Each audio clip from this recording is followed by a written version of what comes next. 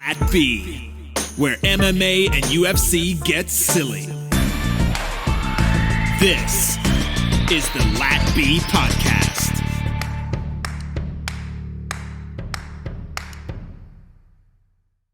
We are live. Welcome back to LaTB MMA podcast.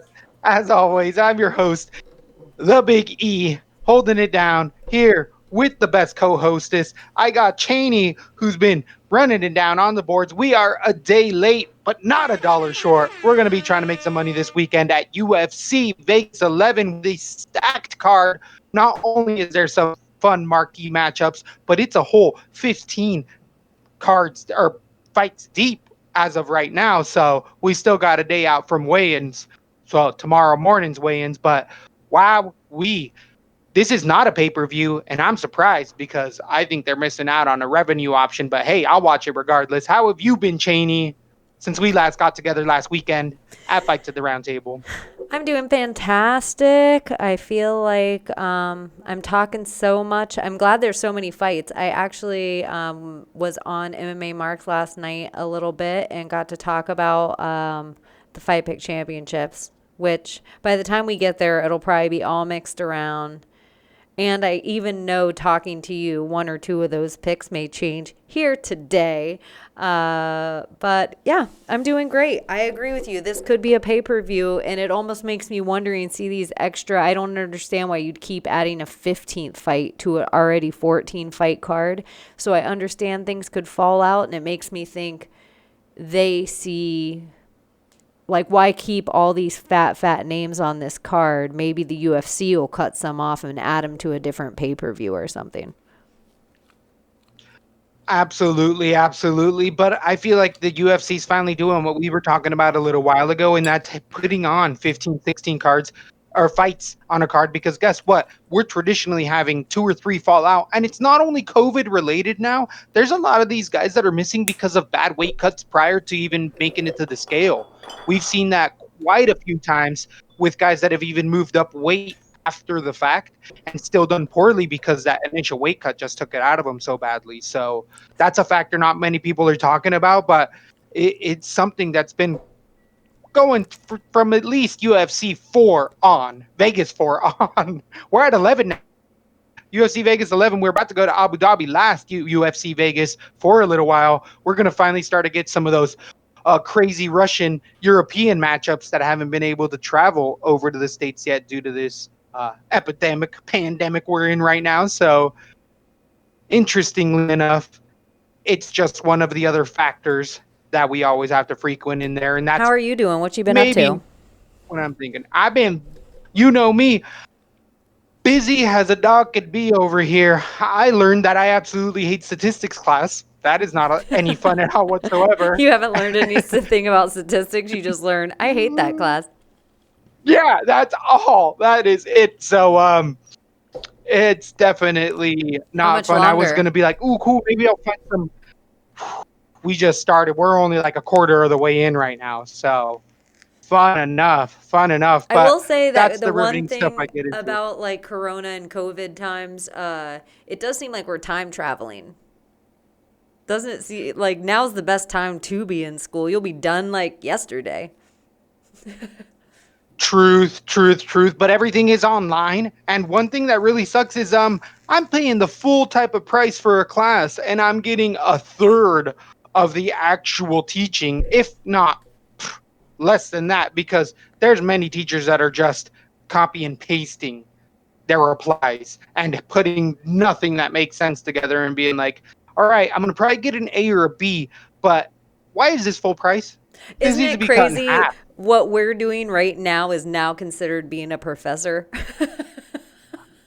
Not even, because they don't do that. They just paste we're actually the video giving from real 3 years information ago. and we're entertaining. Yeah, we're actually live and up to date. The math stays the same, so they're just like, look at this video someone made 3 years ago from some other college, and boom, they get paid at the end of the month. So that's nor here nor there. Who gives them at those scandals? Find a way to make a living somewhere else. Find a way to cash some bets. You're probably here for that. Here with us at Zoltanite on the Twitch stream, but at LaTB on that Twitterverse to It's be getting okay all our if you're picks and getting plays. mixed. Anyone who's listening, we're not going to be LaTB for very much longer. We have a new True. name figured out. We know what's going to be happening. We're just kind of trying to throw around maybe an intro a little bit. And I mean, I guess we could shout that out to you guys, and then maybe you could come up with something, but why? I know. What kind of intro are you thinking of? What do you want it to say, if anything, or just a song? I could just see a song. I don't right. It doesn't need to be whatever. It's just freaking hit him with some Michael Bay music in there, and then we into it. I've been looking up some. If we have any fans that have any percussion skills, any Brazilian music influence skills, any horn skills, or maybe you have a T.O.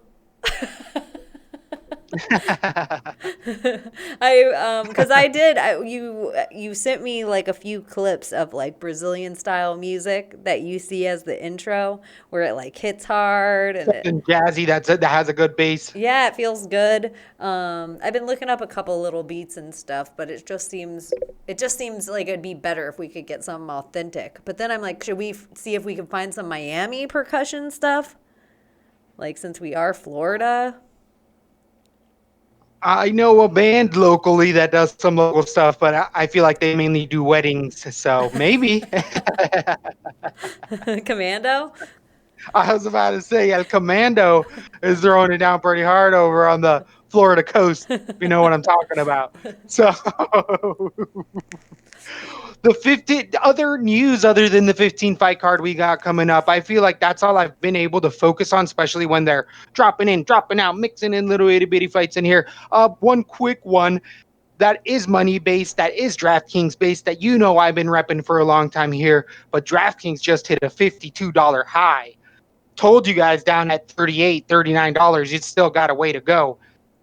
I'm still seeing it be in that 60 range. If not, people are not predicting 80, but I still think 60 money to be made because football and the Pac-10 just opened up. So that's that many more games that DraftKings is offering. And in MMA, we're starting to see that with much more million maker matchmaker options being offered and much bigger prize pools. And that's because they're growing that much exponentially, especially with their sports books. So again, DKNG stock symbol. Do yourself a favor. I think it'll continue to go up. I mean, in the world of COVID, one of the biggest addictions is still gambling. So if all the casinos, are shut down in a lot of places, or think of Portland with all those video crack machines in every bar and all the bars being shut down, people still want to get their vices off. I just wouldn't. I don't even know if it has anything to do with Pac-10, like as much as the amount of sports opening. And because it's been going up with just UFC on and the lack of other competition. It's like they were in the right place at the right time. I could see it going up to 80. Easy, right?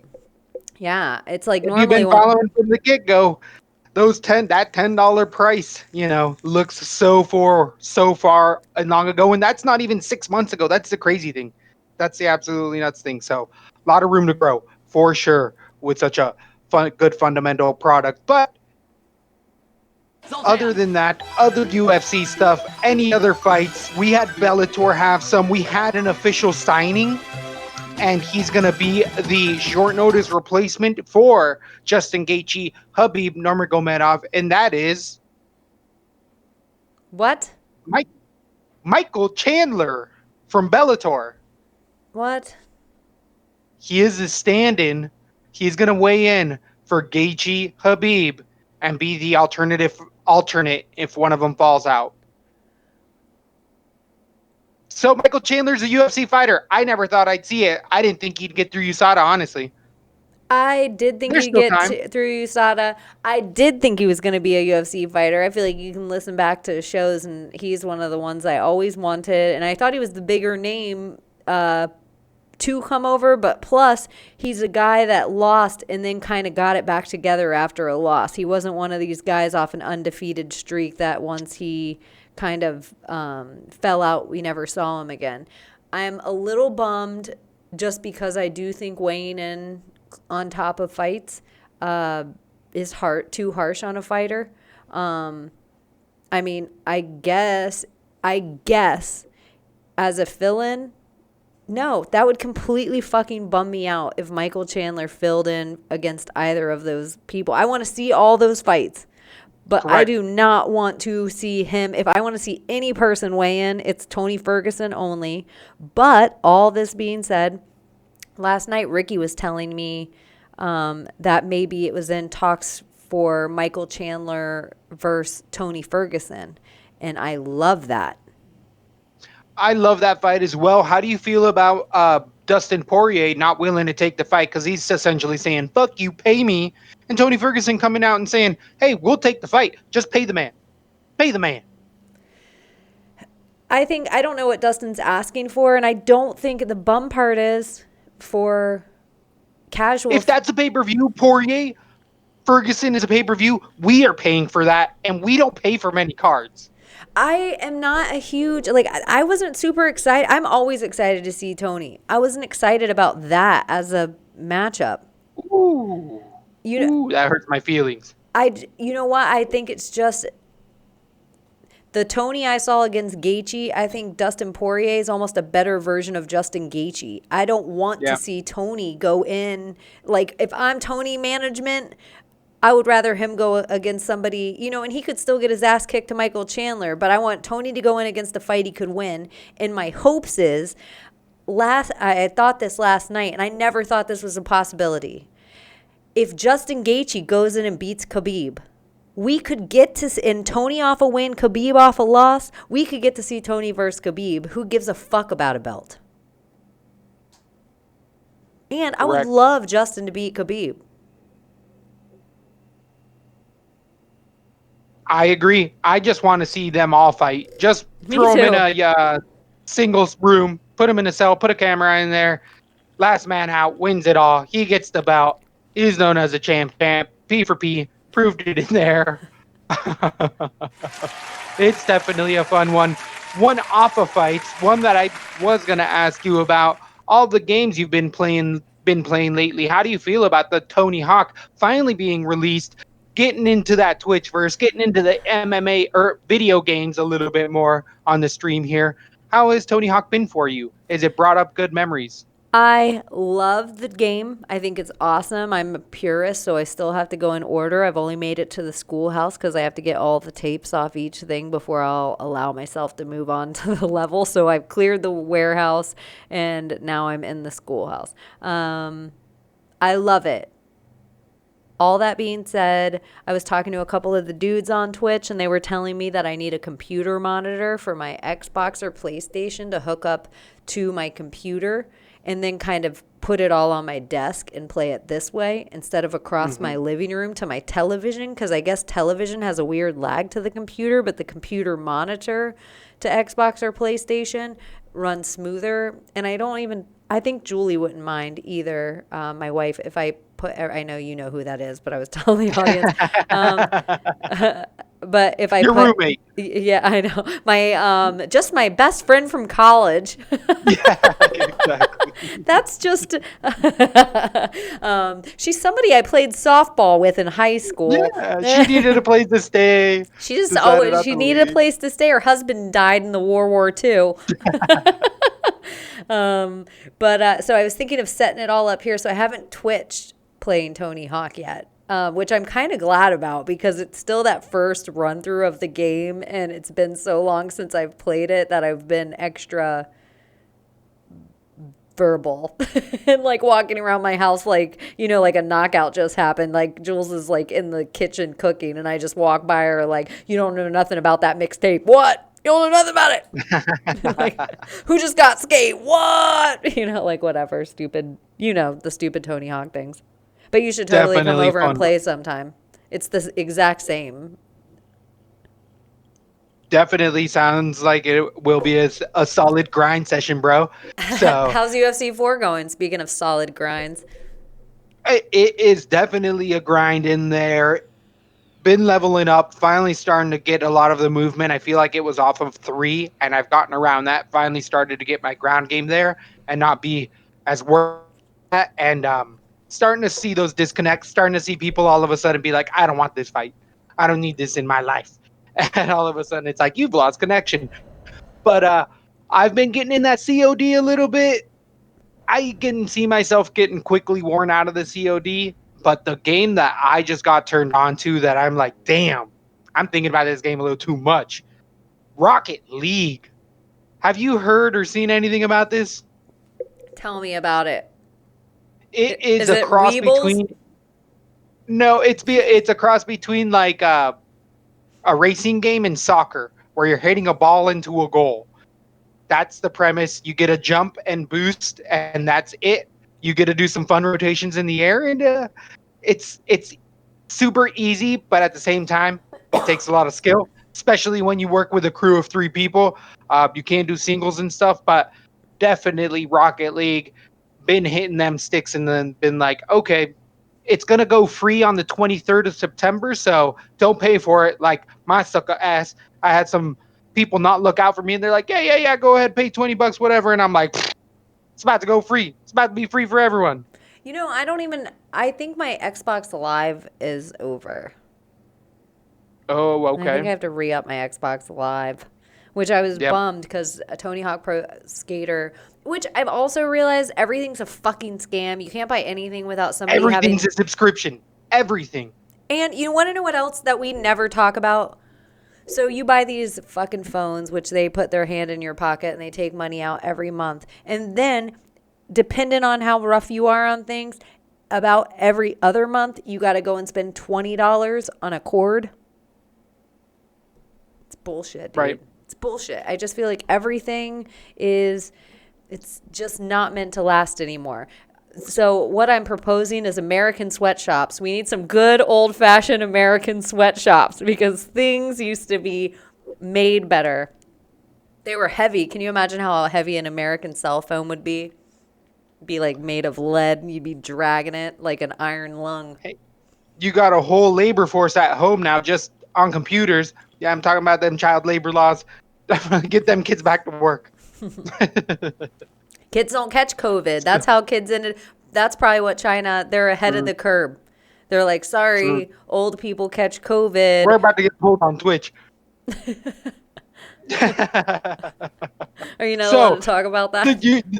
The UFC fight's definitely going to be some fun ones for UFC Vegas 11 with this 15-card bout. Going to be headlined by Colby Covington versus T. Wood, Jerome Woodley. I want to run around like a little fat Cartman yelling, race war, race war, race. This is 2 years in the making. It's been a slow burn. I do feel like a little heat is off of it because a year ago, this would have still been the fight to make. I'm happy I'm seeing it, but, you know, some of the young bloods with all of this only COVID being around don't understand the malice that's really going on between these two fighters for it. But that is, again, headlining the main bout at 170 pounds. We're going to start from the bottom to the top with these 15 bouts. We're going to get through some of these quick ones fast and in a hurry because we don't even have Draftkings lines out for them.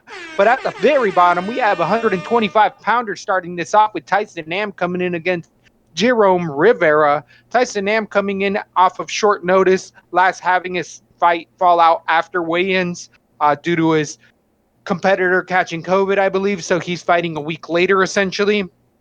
3 months ago, he knocked out Adeshev. We know what we're getting with the Portland 36-year-old. He's got solid takedown defense, good striker, a little bit of power, which we just saw against Adeshev. But I feel like a lot of other people can take that. I know Bakativnov couldn't, but Nam just shown that he's a solid UFC caliber fighter that can go the decision and tends to more often than not. Against the 10-2, Jerome Rivera, coming off of the Contender Series, beating Luis Rodriguez a month ago. I'm really surprised he even got a contract compared to most other guys that get decisions don't. It was fairly one-sided, but the most notable match, I feel like, for Rivera was losing against Royval in that gnarly elbow dislocation against the fence. I'm sure you'll see it running around throughout the week here. But Blick. Rivera is a submission guy. He's a guy who has to get the fight to the ground. We saw him stay striking in a couple bouts on the Contender Series as well. Once he got it to the ground, he couldn't really finish as much as he wanted to, but it was really hard for him to finally get it there. And Nam has more than enough takedown defense. So I feel like this is a decided decision for Nam. I see why it's minus 185. Submission or nothing for Rivera, and I don't think he can even get it there. I don't see a knockout for him. So give me Nam in a decision. There's officially no lines on DraftKings for this one. It's that quickly put up and on the card. So take it for what it's worth. We tell you guys to stay away from these first ones, and the intangibles is right there. You know it. Short notice. What do you think is going on with this one? Oh shit. I'm going to go with Tyson Nam just because of his pure experience in the UFC. He looked really good on his last bout, and he's gone against guys that are legitimate, names, guys we know. I was about to say I didn't mind Jerome Rivera's debut on the Contender Series. I haven't watched the Contender Series all year. I was just about to talk shit about that thing. Like, talk about this guy like I knew who he was. I don't know who he is. So I'm just going to stick with what I know here. I'm going to guess Jerome comes out and puts on some sort of performance. I mean, his nickname's the Renegade, and as we know, that's Barack Obama's nickname from the Secret Service. So, I mean, what else is there to say about that? So you love him? So you love him is what you're trying to say? No, I'm going to pick Nam by decision. I think Nam will win the decision, but Jerome will shadow him the entire time he's there. No.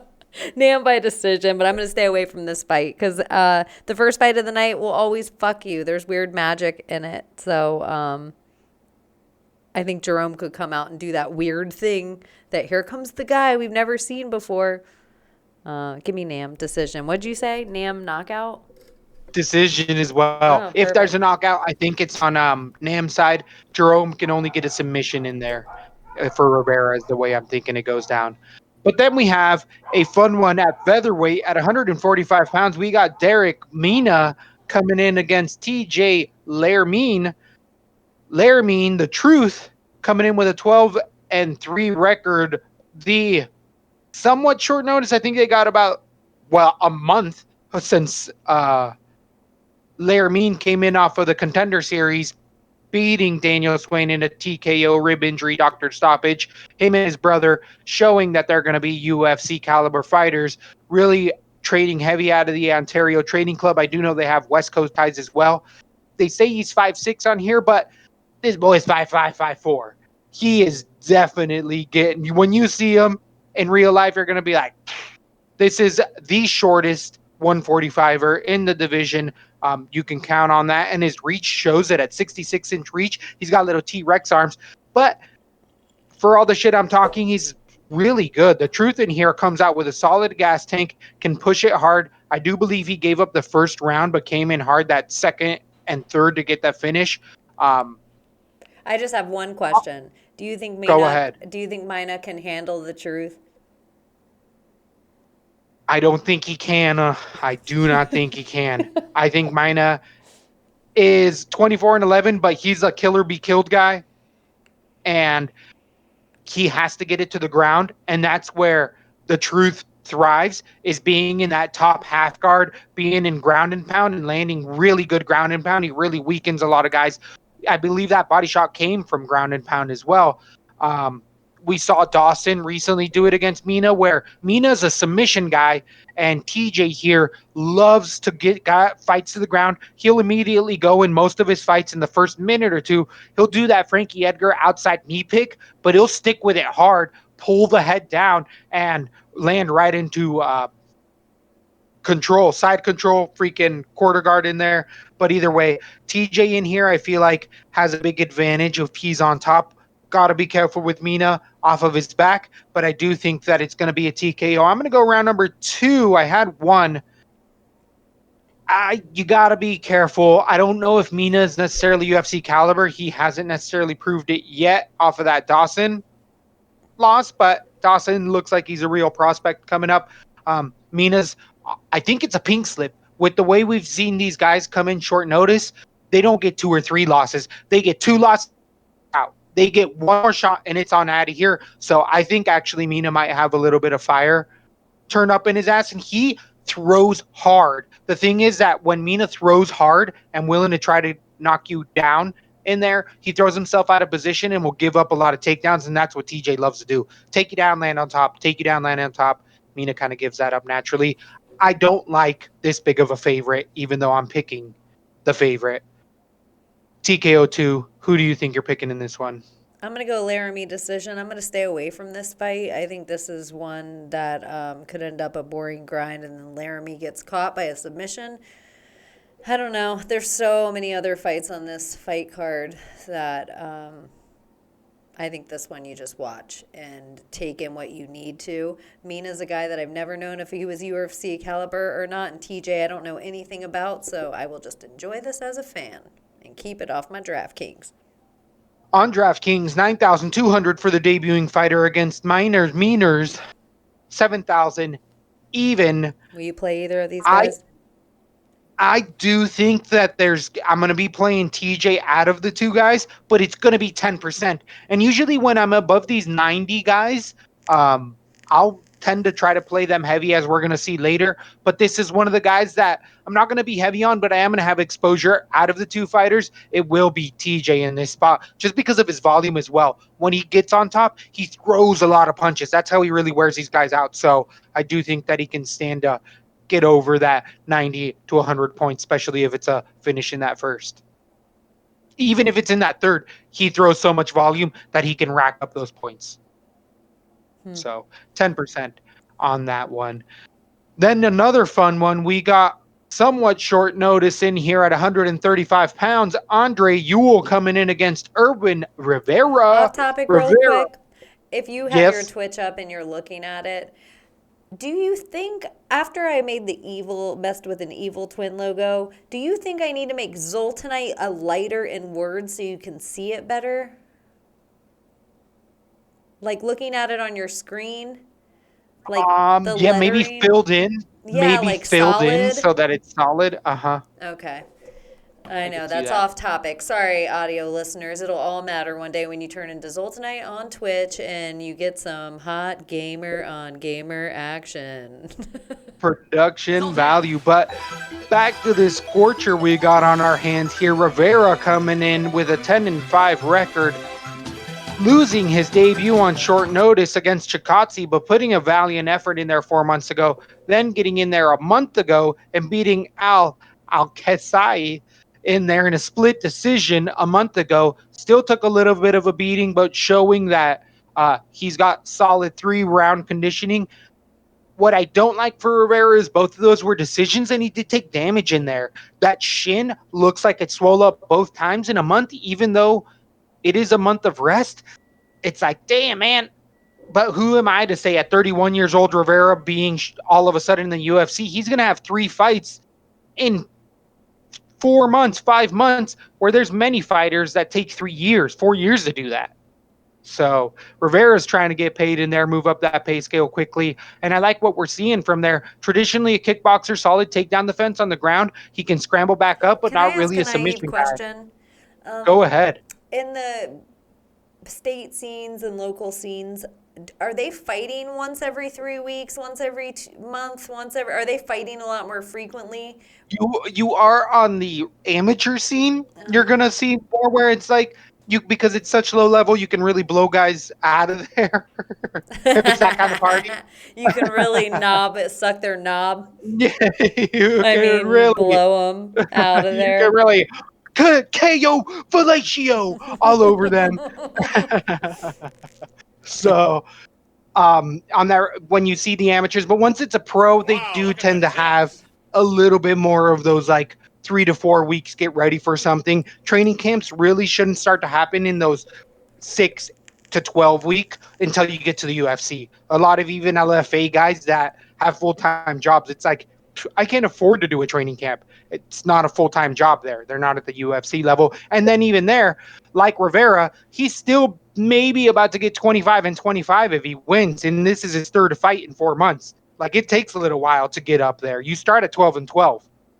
Can I ask another weird question just because I'm Go looking for at it. another fighter? If all the states had to fist fight each other, don't you think Florida would win?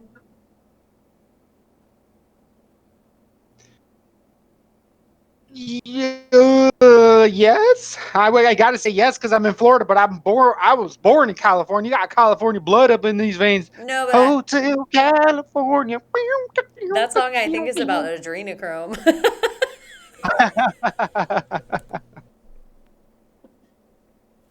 Well, it's in my blood. You're going to It's be in like my blood. rereading the lyrics of Hotel California later, like, holy shit.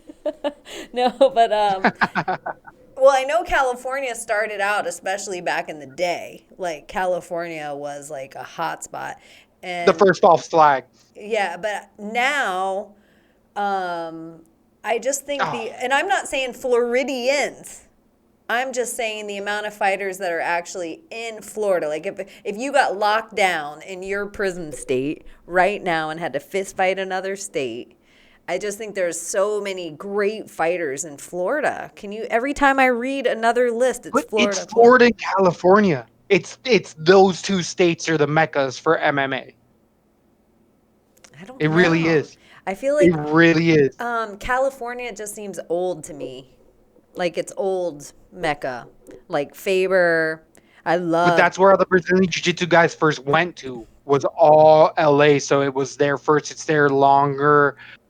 Oh, it'd be a fun one, but the masses, California has so many. I guess after the Joe Rogan exit, they're going to have a lot less people there. This is where you're right on the California thing. It's like we have a lot of names here training right now that we know about. And, I'm sure a lot of great camps, American Top Team, all these things, even like fighters coming out of here. But like you're saying, the legacy fighters of a whole bunch of people that you don't know the name of that are in California cities are unbelievable. Yep. Unbelievable. And I mean, Philly, everywhere. I would think Philly's got this a good is what one. else I was going to say. And then that's just saying MMA. Then you like take boxing, which if you're going to like take different other sports, and then you like look at jiu-jitsu, that's obvious. Like in California, it's super heavy, but then wrestling, Oregon, who's super heavy. I mean, Michigan. I mean, there's wrestling pockets. So, yep. California, Florida. Yeah. So, yeah, it's interesting. Iowa. I should say people it are this gonna way. get mad This at is what it. I should say. I should say, let me narrow it down. I should say UFC fighters. If they had to be like, okay, people in the UFC right now with whatever camp you're at. Ricky said something last night on air, and he said, don't you think if the UFC invested a little more in these camps and made the camps cool, that it would matter more for the longevity, because we're watching so many of these guys just chew through the UFC so fast that, you might never know their name. So you want the UFC to sponsor a camp? Or like the UFC PI? No, but almost in a way where they built up. So if it was like Ewell versus Rivera, and Black Zillions don't exist anymore, but this would actually be a perfect example where they'd be like Apex MMA, and then they do a little workup and it shows some other fighters that come from Team Apex and blah blah blah blah blah, and build up their kind of gig, and build up the Black Zillions MMA, and they build up the Black Zillions a little bit. So the team, because we're watching so many fighters go in and out of the UFC, if the UFC actually spent a little money and paid these teams a little bit, it would give people investment in like, I like the Black Zillions no matter what. Like whoever comes out of the Black Zillions, that's my team. And almost like football does or baseball does. And so fighters would be important as well once they made it past the point of breaking through their team, the same way you would if you're a fucking Tom Brady or something, or a Bo Jackson. I don't know, whatever your generation of. Hey, if you're saying unionize the UFC so that my boys get paid and they get insured for the rest of their lives, all day, every day, make sure they all get the badass. Let me add a big important part. And hats, because I will order it if it's a union and they get 50% of that profit. I will buy that shit. Well, let me add a big, huge, important part. He was saying a big reason of this is because in the social media age that we're in, like let's say like a Suga. like a Sugar Sean O'Malley, like, which is a big, he comes in and Undefeated Sugar Sean O'Malley. well, it's like when you get these certain stars, they're leaving. Like it's not worth it to them to fight because they make more money playing video games and being on their Instagram. So it's like because of this different world of celebrity we live in, the UFC needs a different model. And not to lose what a fighter is solo, but maybe to add another layer to it. And I thought last night I was like, nah, but now I'm like, huh. There is all these guys even looking at all these fights, or a guy like Rivera. Like, you don't even know him yet. But maybe that's what they're trying to do with country. But that just seems like old hat. Like a country flag. That's cool, too. That could be another reason to like him. But there just seems like people need teams. Absolutely. Absolutely. So this fun team we're going to be on, you will potentially hear against Jonathan Martinez, coming off of that dirty, controversial split decision where a lot of people thought Martinez won that fight.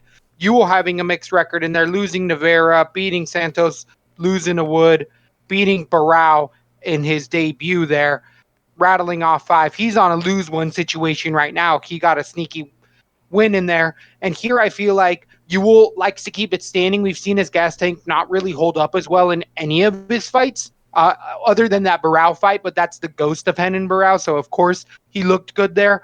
So I feel like once this gets into deep water, it could be the first round.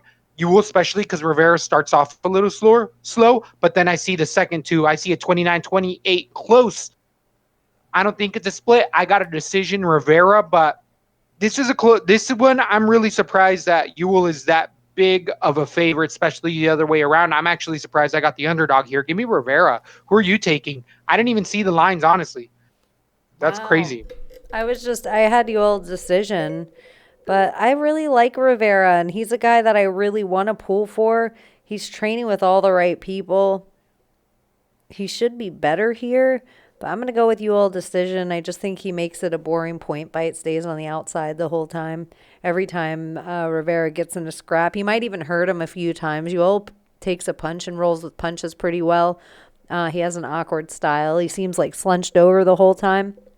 But like you were saying about the leg kicks and how quickly he's taking fights, he'll throw some leg kicks, and if you have a bruise on top of a bruise, you're quicker to go out. I don't like this specifically because of those type of injuries a month from now. It seems like you're right at the point of being tender, and you'll take advantage of that. And he's a big 135er, so give me Ewell decision.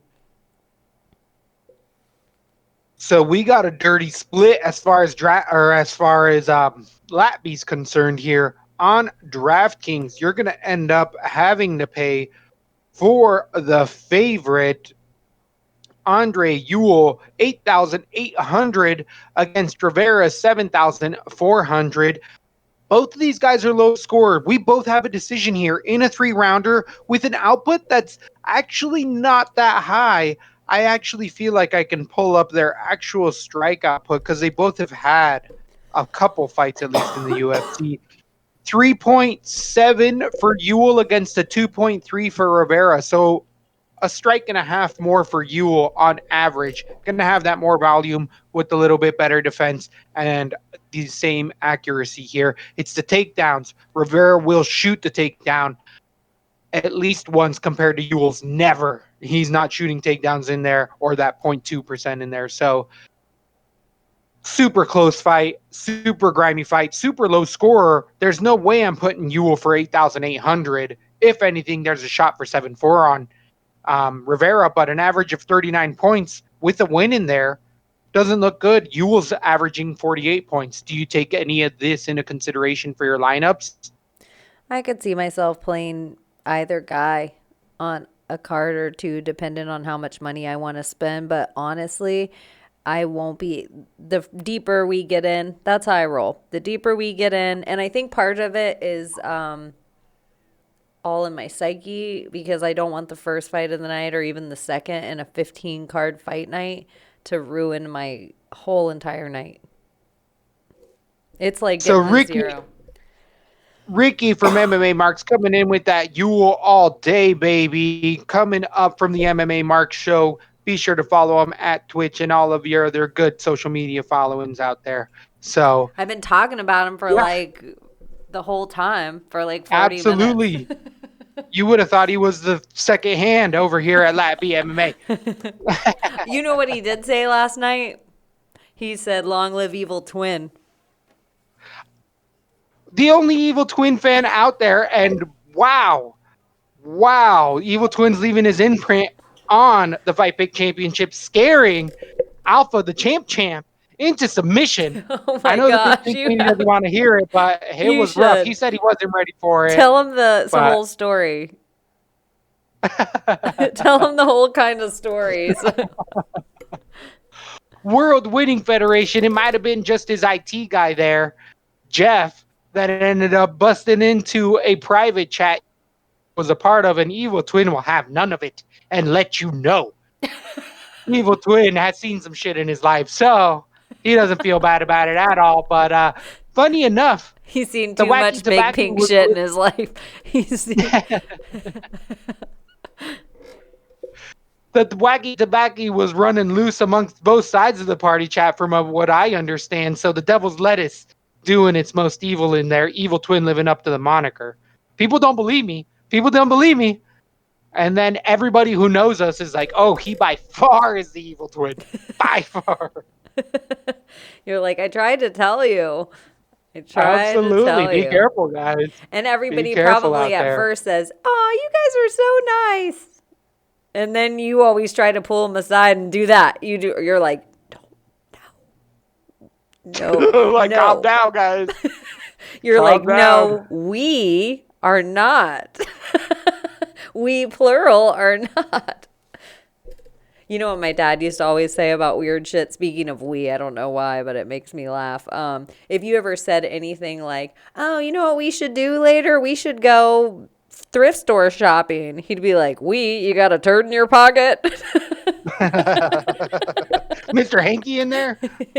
Anything that was like, what's this we shit? You got a turd in your pocket? Anyways, speaking of, so yeah, I won't be betting Eel too heavy.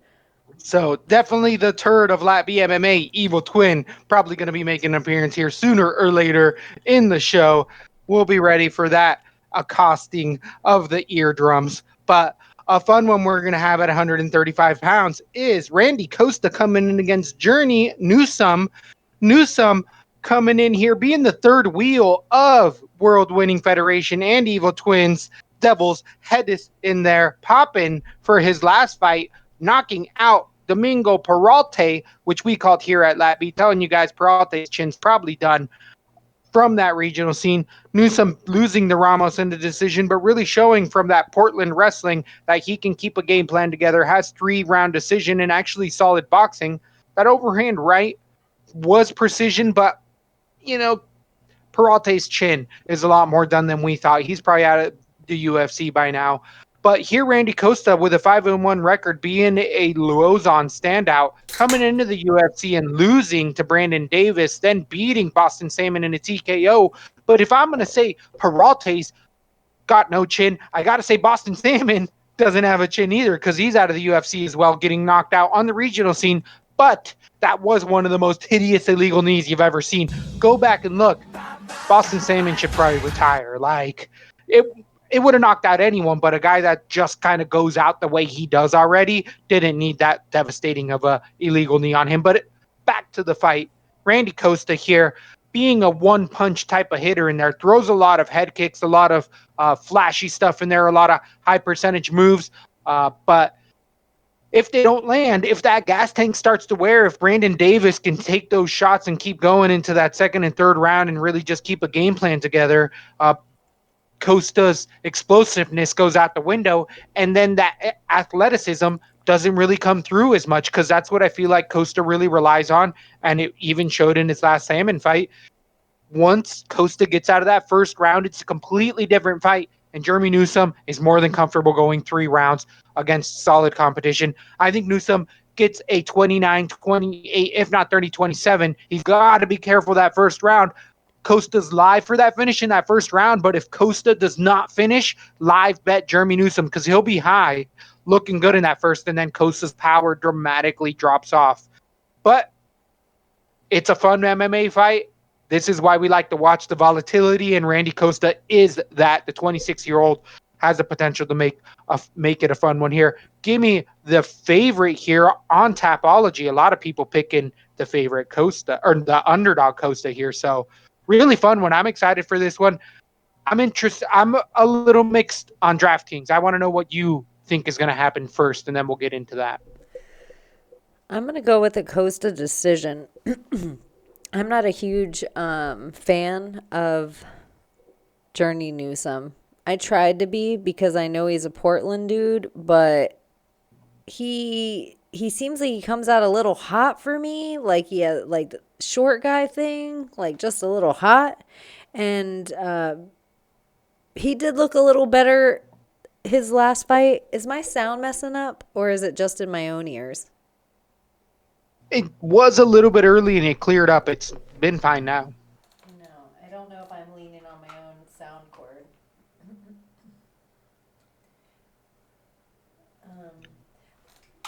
But I like Randy Costa decision. I'm going to stay away from this one too. I'm going to enjoy this one for what it is. I'm going to stay away from it. Right. I thought I was picking somebody that was kind of the heavy favorite on this. I would assume Journey Newsom was the underdog. And so when I looked and saw the lines like this, and I'm like, oh, I thought I was just leaning with a comfortable like favorite, but I was still going to stay away from this because I thought Journey Newsom was kind of the live dog in the first round. I don't know. I don't know how I feel about this fight at all. I'm so glad it's not on the Fight Pick Championship. It's definitely one that is going to be, as we were saying, somewhat volatile. One that I think that there is going to be some exposure you got to have on this. On DraftKings, a slight favorite, -135, -140 Newsom, 8,400 against Randy Costa's 7,800. I think that the play might be Costa here. He's a little more of the knockout styler. He's the guy who's likely to finish in that first round. If it doesn't, Newsom has an average of 61 points for 8-4. I could see him getting around that 60 to 72 point type of range. Randy Costa averaging that only after 2 fights. I think I got for 7-8. I need underdogs to be able to afford some of these higher priced guys I'm going to want later on in the night. And Costa looks like he might be one of these guys. Even though I'm picking Newsom to win in a decision, Costa, if he gets a knockout, it's going to be first round. So going to try to bet for that if I can. I got Costa decision. I think he can nail the first round. Just because Newsom seems a little sloppy. I think Newsom can take the second round. I think the third round can be close enough. But I got him decision. But love it what you're saying. It's kind of a dog or pass situation as far as the king goes, the draft king. Absolutely in there. So then we move on to 135-pound bout at bantamweight. We have the first of many ladies bout. We got Sarah Alpar debuting in the UFC, coming off of the Contender Series, coming in against Jessica Rose Clark. Jessie Jess, thick girl, coming in, loving all of the fat dad bods out there. If you're looking at her social media, she's been living in LA over at the Combat Sports Academy. That's not right. I feel like she's over at AKA. I know I've seen her training out there with some legit other women, really getting into her strength and conditioning, looking all sorts of filled out, doing tons of squats, showing them hamstring definition in there, really just putting on size, even though she moved up from 25 now to 35. She was a big 25er. She's not the biggest 35-pounder, where Alpar here is a 35-pounder. The 9-4 fighter, 29-year-old, won via submission got a split decision championship in the LFA in her first fight ever in the LFA against like debuting fighter. Has other iffy fights. She lost to Rodrigo Dam's white division 4 years ago, but Alpar is also a thick girl for a very different reason. Jesse Rose Clark is going to open a fans only and get a lot of money, and Alpar is not. She's definitely built a lot more solidly in there.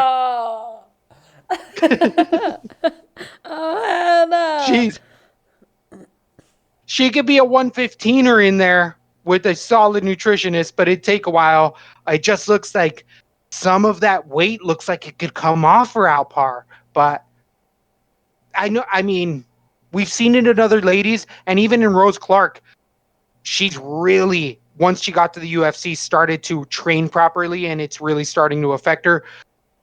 Coming off a 2-fight losing streak, Rose Clark has just fought such better competition. She went to a decision to Kian Zed and Jessica Ai, did beat Van Zant, did beat Rawlings, Dam as well in there. I feel like Rose Clark could keep it standing. Her striking has always been where she's done best. She has power. You just said two things that made me nervous. It's iffy. What is that? One, you said fans only or only fans. And the other thing, you said a list of people that bare knuckle boxing is hiring. Is this bitch about to get on out of there?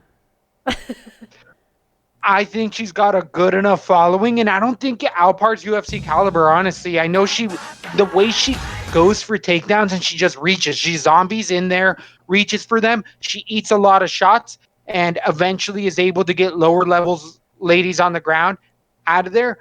I mean, she's live for the submission. Rose Clark has shown a serviceable ground game. Definitely not a strength of hers. But if she keeps striking, Rose Clark should run away with a decided decision, which was what I'm picking here. But there's no way I'm trusting minus 220 on Rose Clark at all. But the debuters just got such low-level competition level in here compared to Rose Clark. Rightfully so. Alpar, the verdict's still out. She doesn't look like a UFC fighter yet to me. I think it's funny. I remembered it during this fight, but I think it's kind of cool. So remember I told you Buddy from MMA Marks streamed for 20 hours straight, and that's how I ended up doing their show because he was so exhausted. Well, he is 37th in the world on UFC 4. That I saw, and that's amazing. Really putting in the work. I know he likes the ground game, which is the most not fun part of that goddamn game. I'm telling you right now. Well, I think it's all it's all different work. It's the most. It's like a contest. Is it really a contest, or are you just doing something that everyone else hates to do? Oh my gosh, is that how you look at wrestling in the UFC? In the video game. If it's the future, is that, and eventually like they start running through where they don't pay stars anymore and it just starts being fights, one day people are going to tune into real stars on video games. Everything's becoming esports. Truth. It's so crazy to think about. It's like a heady thought to think like one day people will be tuning here in. on Twitch. We love our listeners and followers, everybody who's on the stream. So definitely going live viral with that one. Jesse Rose Clark, Alpar, who do you think you're going to be taking out of both of these lovely ladies? And if you're an audio listener, it might not be part of the commercial, but you should go and download Twitch app or download Twitch. Maybe your kids already have it. And you should listen to LaTB or go over to Zoltan Night and check out LaTB on Twitch. Just a plug until we change the name, which we're going to do. So on DraftKings, you're going to pay for the decided minus 210 favorite, $8,900 for Clark against Alpar, $7,300. There's no way for an average of 61 points. Am I putting Clark on there? And Alpar, She can only get a submission in there. She's not going to have the volume striking. If anything, I could see maybe a knockout for Clark in here. But I got a decision. Are you playing this one on DraftKings anywhere? Nope, and I'm not even talking about it. I have the same pick as you. I'm just like, whatever E picks, I'm picking on this, and I'm not even talking. There's so many fights, I'll save it. Do we want Evil Twin before we get to the Fight Big Championships or after? What are you thinking on that one? And for that matter, a bit of housekeeping. I missed the actual line on Nam versus Rivera. Jerome Rivera, that is. And that's going to be Tyson Nam 6,000 or 8,600 against 7,600 for Rivera. Still not putting Nam on anything. Stay away from that one. Evil Twins preferences. What do you think? And we were going to let him do in here potentially later on. I think we should get a little deeper. Otherwise, we're going to say so much stuff and repeat it. If we get a little deeper, then we can let him talk about the bullshit earlier fights and then ask him, I think right before we get to the Fight Pick Championships. Okay. I think he can be our... What do you think? That's absolutely fine. I am down. That's only 3 fights away, so probably a good half an hour. Yeah, so then we don't have to reiterate he says about anything prelim, but if he says anything about something that's in one of the Fight Pick Championships, we can go ahead and talk about that there, and then we don't have to reiterate it in the breakdown. I don't know, or we can just see what the flow is, man. Definitely in there. So another flowing one in there at 125 pounds. We got Jordan Espinoza against David Dvorak. This one was put on about a week and a half ago as well. Espinoza being the Contender Series season 1 or 2 standout there. Came into the UFC, beat Eric Shelton, lost to Schnell, lost at Perez, last beat De La Rosa, who looks like he's not going to be in the UFC much longer, against the 18-3 Czech Republic fighter. Dvorak coming in and beating Bruno Silva 6 months ago. The old Silva finally looked like age caught up to him. Dvorak taking some heavy strikes in that one, but really showing great takedown defense and even really great submission defense on the ground. Silva is solid black belt on the ground, and Dvorak showed that he could hold position, stay on top, and just put a great game plan together. Against Espinoza here, I really feel like Espinoza has got better boxing, the better athlete in here, but he is more of the front runner. If things aren't going his way, he can give up the submission. He can really start to get tired in there. Perez did it more than Schnell. Schnell caught him off a triangle off his back, where Perez was more beating him by grinding him out, tiring him out, and taking that arm triangle in there. De La Rosa couldn't get it to the ground, but I feel like Dvorak can eventually get it to the ground, especially in that second and third round, when Espinosa's first round is arguably his best. Feel like he's going to really start to feel it, and Dvorak just gets better as the fight goes on. I got a decision, 29-28. Hasn't been the sexiest fight card so far, but I feel like we really close out hard on the Fight Pick Championships, also known as the main card in there. But give me Dvorak decision. I'm going to pick the near even, -115, -110 type of a fight. Slight favorite here, Dvorak. Who are you taking in this coin flip? I'm going to do a hand gesture, and then you see if you can guess who I'm picking.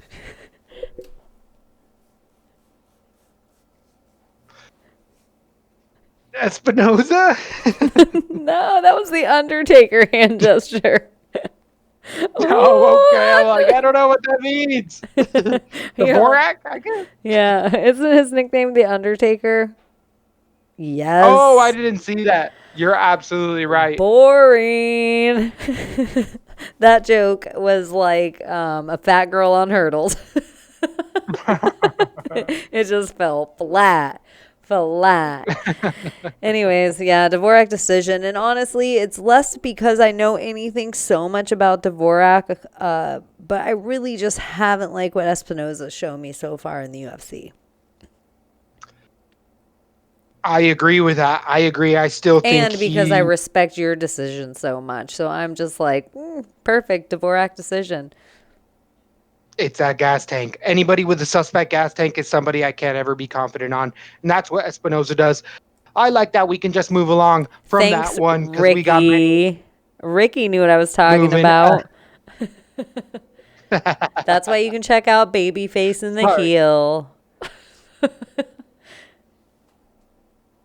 So then we have another fun one at 125 pounds. We're going to have the ladies coming back in with Marina Barella Silva coming in against Mara Romero Barella. These sons of bitches in here. 12-8. She's coming off a 3-fight losing streak. The Italian fighter Barella is 34 years old, really just showing that she's not UFC caliber. I'm surprised they're letting her stay in here, losing submission to Courtney Casey, who's a striker in there, losing to De La Rosa and Murphy TKO. Barella doesn't take a good punch. Her gas tank isn't that good. On the ground, she flops around. Striking, she'll throw a heavy overhand right, but really not put combinations together. Where here, the 6-1 fighter Silva came off of the regional scene and contender series, beating women with submissions, but they're ultra low level 7-1, 0-0 fighters. We really haven't seen her be really that good. The 29-year-old's going to be 5 years younger coming out of that shoot box, but this is just one that I don't want to go super heavy on because I'm not super confident. Even though she's a -250 favorite, I do think Silva has more options of actually getting the finish. Barella has to get it to the ground as well, but Silva's a much better ground fighter when you go back and look at the garbage tape. But I'm just not high on Barella. I don't think she's UFC caliber. Silva, that's still a little iffy on, but she throws with better combinations. Gas tank, haven't seen be as bad as Barella's, but this again, not the funnest MMA, really low level stuff in here. There's so many other fights in here. I don't even care about DraftKings. I feel like it's who is that face? Silva or nothing. Who do you think are going to be taking in this I think better than riveting me fight? talking about this fight is me making up a conspiracy theory around it. Please, please. So my conspiracy theory is this the bullshit we really gonna get on this fight night? Something about this fight night is too good to be true. I've said it for 3 weeks now that this fight isn't a pay-per-view. How many times have I asked you? Covington Woodley isn't a pay-per-view. Right? It's too good to be true. I think some of the cards that they're actually showing us to get us to tune in are bullshit and aren't going to happen, and they already know they're not going to happen. And this is the real shit we're going to get. It's never going to be 15. It's going to probably be more like 11. And some of these high-name fighters, these fights are going to be moved back. It'll be COVID. It'll be weight cuts. It'll be whatever. They can say everything's COVID now. They'll just move it back. Right. Absolutely. Absolutely in there. So, really one that on DraftKings, I don't even want to say the scores 9,000 for Silva against Barella's 7,200. For 9,000, I can't trust. Well, I can't. Silva, I could see get the finish in there, so maybe I'll put her on 10%. But again, it's 10%. Those 90, Barella nowhere. I absolutely hate her. Silva, 5%. I mean, cut that in half. But I'm really going to be trying to stay away from that one if I can, even though it is. Ugh, Ricky ugh. says some of the cards already dropped. Press refresh. Save your card before you press refresh. I have been up with it, and we are up to date on Tapology. Well, I can get into that Tell him. and see what's going Tell on. him how many. Which specific one? Because I feel like we got 2 fights that were added with the Mina fight. And I believe like this next one we're going to talk about it with Miguel Bezos versus Wells. Initially fell out. Wells stepping in short notice for Mickey Gall, who fell out against Beza. Beza coming in with the Fortis team. Well, last Being the night guy who's going to have. there was Yeah. 14 cards. There was 14 fights last night. Now there's 15. Wells Bezos. That's insane. Wells Bezos was what was put on. That's the one. Because it was taken off about a week ago. So they decided to bring in the short notice replacement Wells on about a week's notice here. The Renzo Gracie Philly standout is 8-2-1, only losing via decision. Watched a couple of his fights on the CFFC scene, beating Marco Solomon in their rear naked choke. Really ended up using his striking to get it there. He can go the distance against lower level guys, but his striking, even though it's ultra powerful as well, it's really stiff and he keeps his head straight up in the air. The thing is that Wells has that death touch. Wells at 170 pounds just, I mean, it's not classically good striking, but if it lands, you're just like, whoop, guys just flip over in their seats and they're like, holy shit, what just hit me? He just has He that. The looks thing like is, it's motherfucking one round. Candyman, so it makes sense. He'll definitely knock out that sweet tooth for sure. But Wells here, I mean, he's got that puncher's chance. He's, I guess, the best way, but he's a much less comma worthy, even though his chin's actually there, but the power, it's just the power. Wells is the type of fighter, regardless of the organization and the fighter opponent against, if he hits you clean, he'll put you down. The thing is, the fundamentals don't look like they're absolutely there. Looks like they're just trying to squeeze bases in. It looks like they liked them off the Contender Series. The 9-0 fighter came in on the Contender Series, was I believe, Ali Abdelaziz type of fighter, got a decision, came into the UFC, arguably. They gave him the Hector Aldana treatment. Should never have been UFC fighter Aldana. Then he gets the Matt Brown, ancient ghost of Matt Brown. So Matt Brown in his prime beats Bezos. But Bezos just shows some really crisp striking, puts a lot of pressure onto Matt Brown and gets him out of there. But I feel like this is a hype train that's looking to get derailed really quickly, but the UFC is doing something smart and padding that record while they can. Wells is the type of guy who's going to leave that chin up there. I had a decision, Bezos, but I think I'm going to move it to TKO round number 1. But I could see even hedging my bets on this fight because I think there's going to be so many people that are low exposed on DraftKings. We usually don't talk about this much, but these are the guys I got to take a shot on, and Wells has that type of power. Bezos does get hit, not as often, but I got to go 10 and 10%. Give me Bezos, give me Wells in some spots here. I'm going to go TKO round number 1, but this guy's got nothing to lose. He can throw the kitchen sink in that first round, and if he loses, oh well, he was supposed to lose. Not a big deal. He gets another fight. Beza has the best. He is in my top 3 favorite nicknames in the UFC. Caramel Thunder. Shut your fucking hole. You should take that one to your girl Mike tonight. Type of reference there. You should take that one to your girl tonight. I like 2 things you said. One, I agree. I have Beza KO. I moved it to round 1 from round 2 because of the amount of heat that Wells brings in. But Wells brings heat, and I love that you said Beza gets hurt because he does get hurt. I remember his first fight in the UFC, and I think he was dropped. He recovered well, but or maybe it was his Contender Series Matt Brown. fight. It was the Matt Brown fight. Yeah, I was just like, whoo. He's also a guy, I feel like I can feel his cockiness building each time he's inside the octagon. So a wild guy with a ton of power like Wells could catch him one time. And so I pretty much agree with everything you have to say. Yeah, that was like a perfect breakdown of that fight. Because I feel like you could put it anywhere. Like, I like that if you're gonna want to pepper one guy maybe on 10%, maybe it's Wells, and then Beza you feel comfortable about, where maybe you can put him on 30%, maybe you put him on 40%, but Wells is a guy that you can pepper in if you're trying to afford more expensive dudes. Yeah, I agree.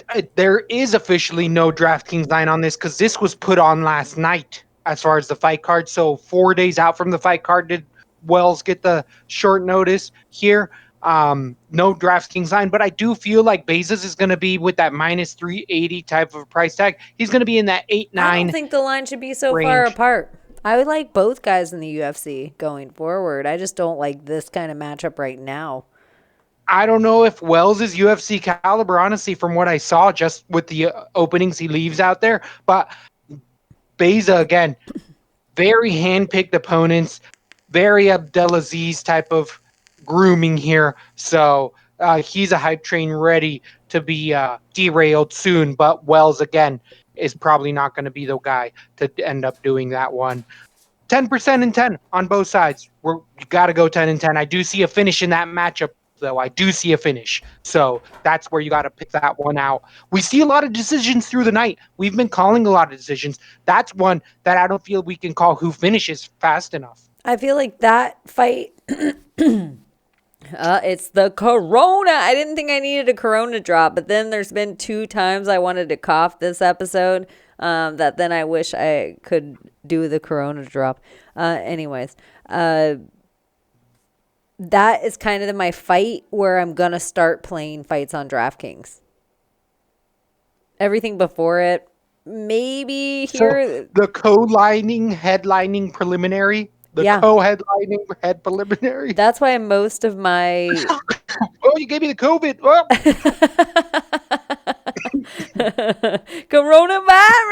Coronavirus. She's getting scary, isn't it? That's what it was going to be, Cardi B. Yeah, but that's why I usually play mostly the main card captains. I'm starting to lean heavier and heavier toward those. Main card are most of my mode? Yeah, main card are most of them. Like that'll be 3 of my cards of 4 will be main card, and then 2 of those 3 will be captain mode. And for people that aren't drafting, you should, just because, not that we're encouraging gambling, and if you have a problem with gambling, call 1-800 blah blah blah blah blah. No, we're not sponsored by any of that to have to drop that shit, but you can, I don't know how cheap you have to start it for. It's super, super cheap, and you can play cards that are like 10 cents and 25 cents. So, and they always offer up free cards. Truth. Every single sport, they offer free cards.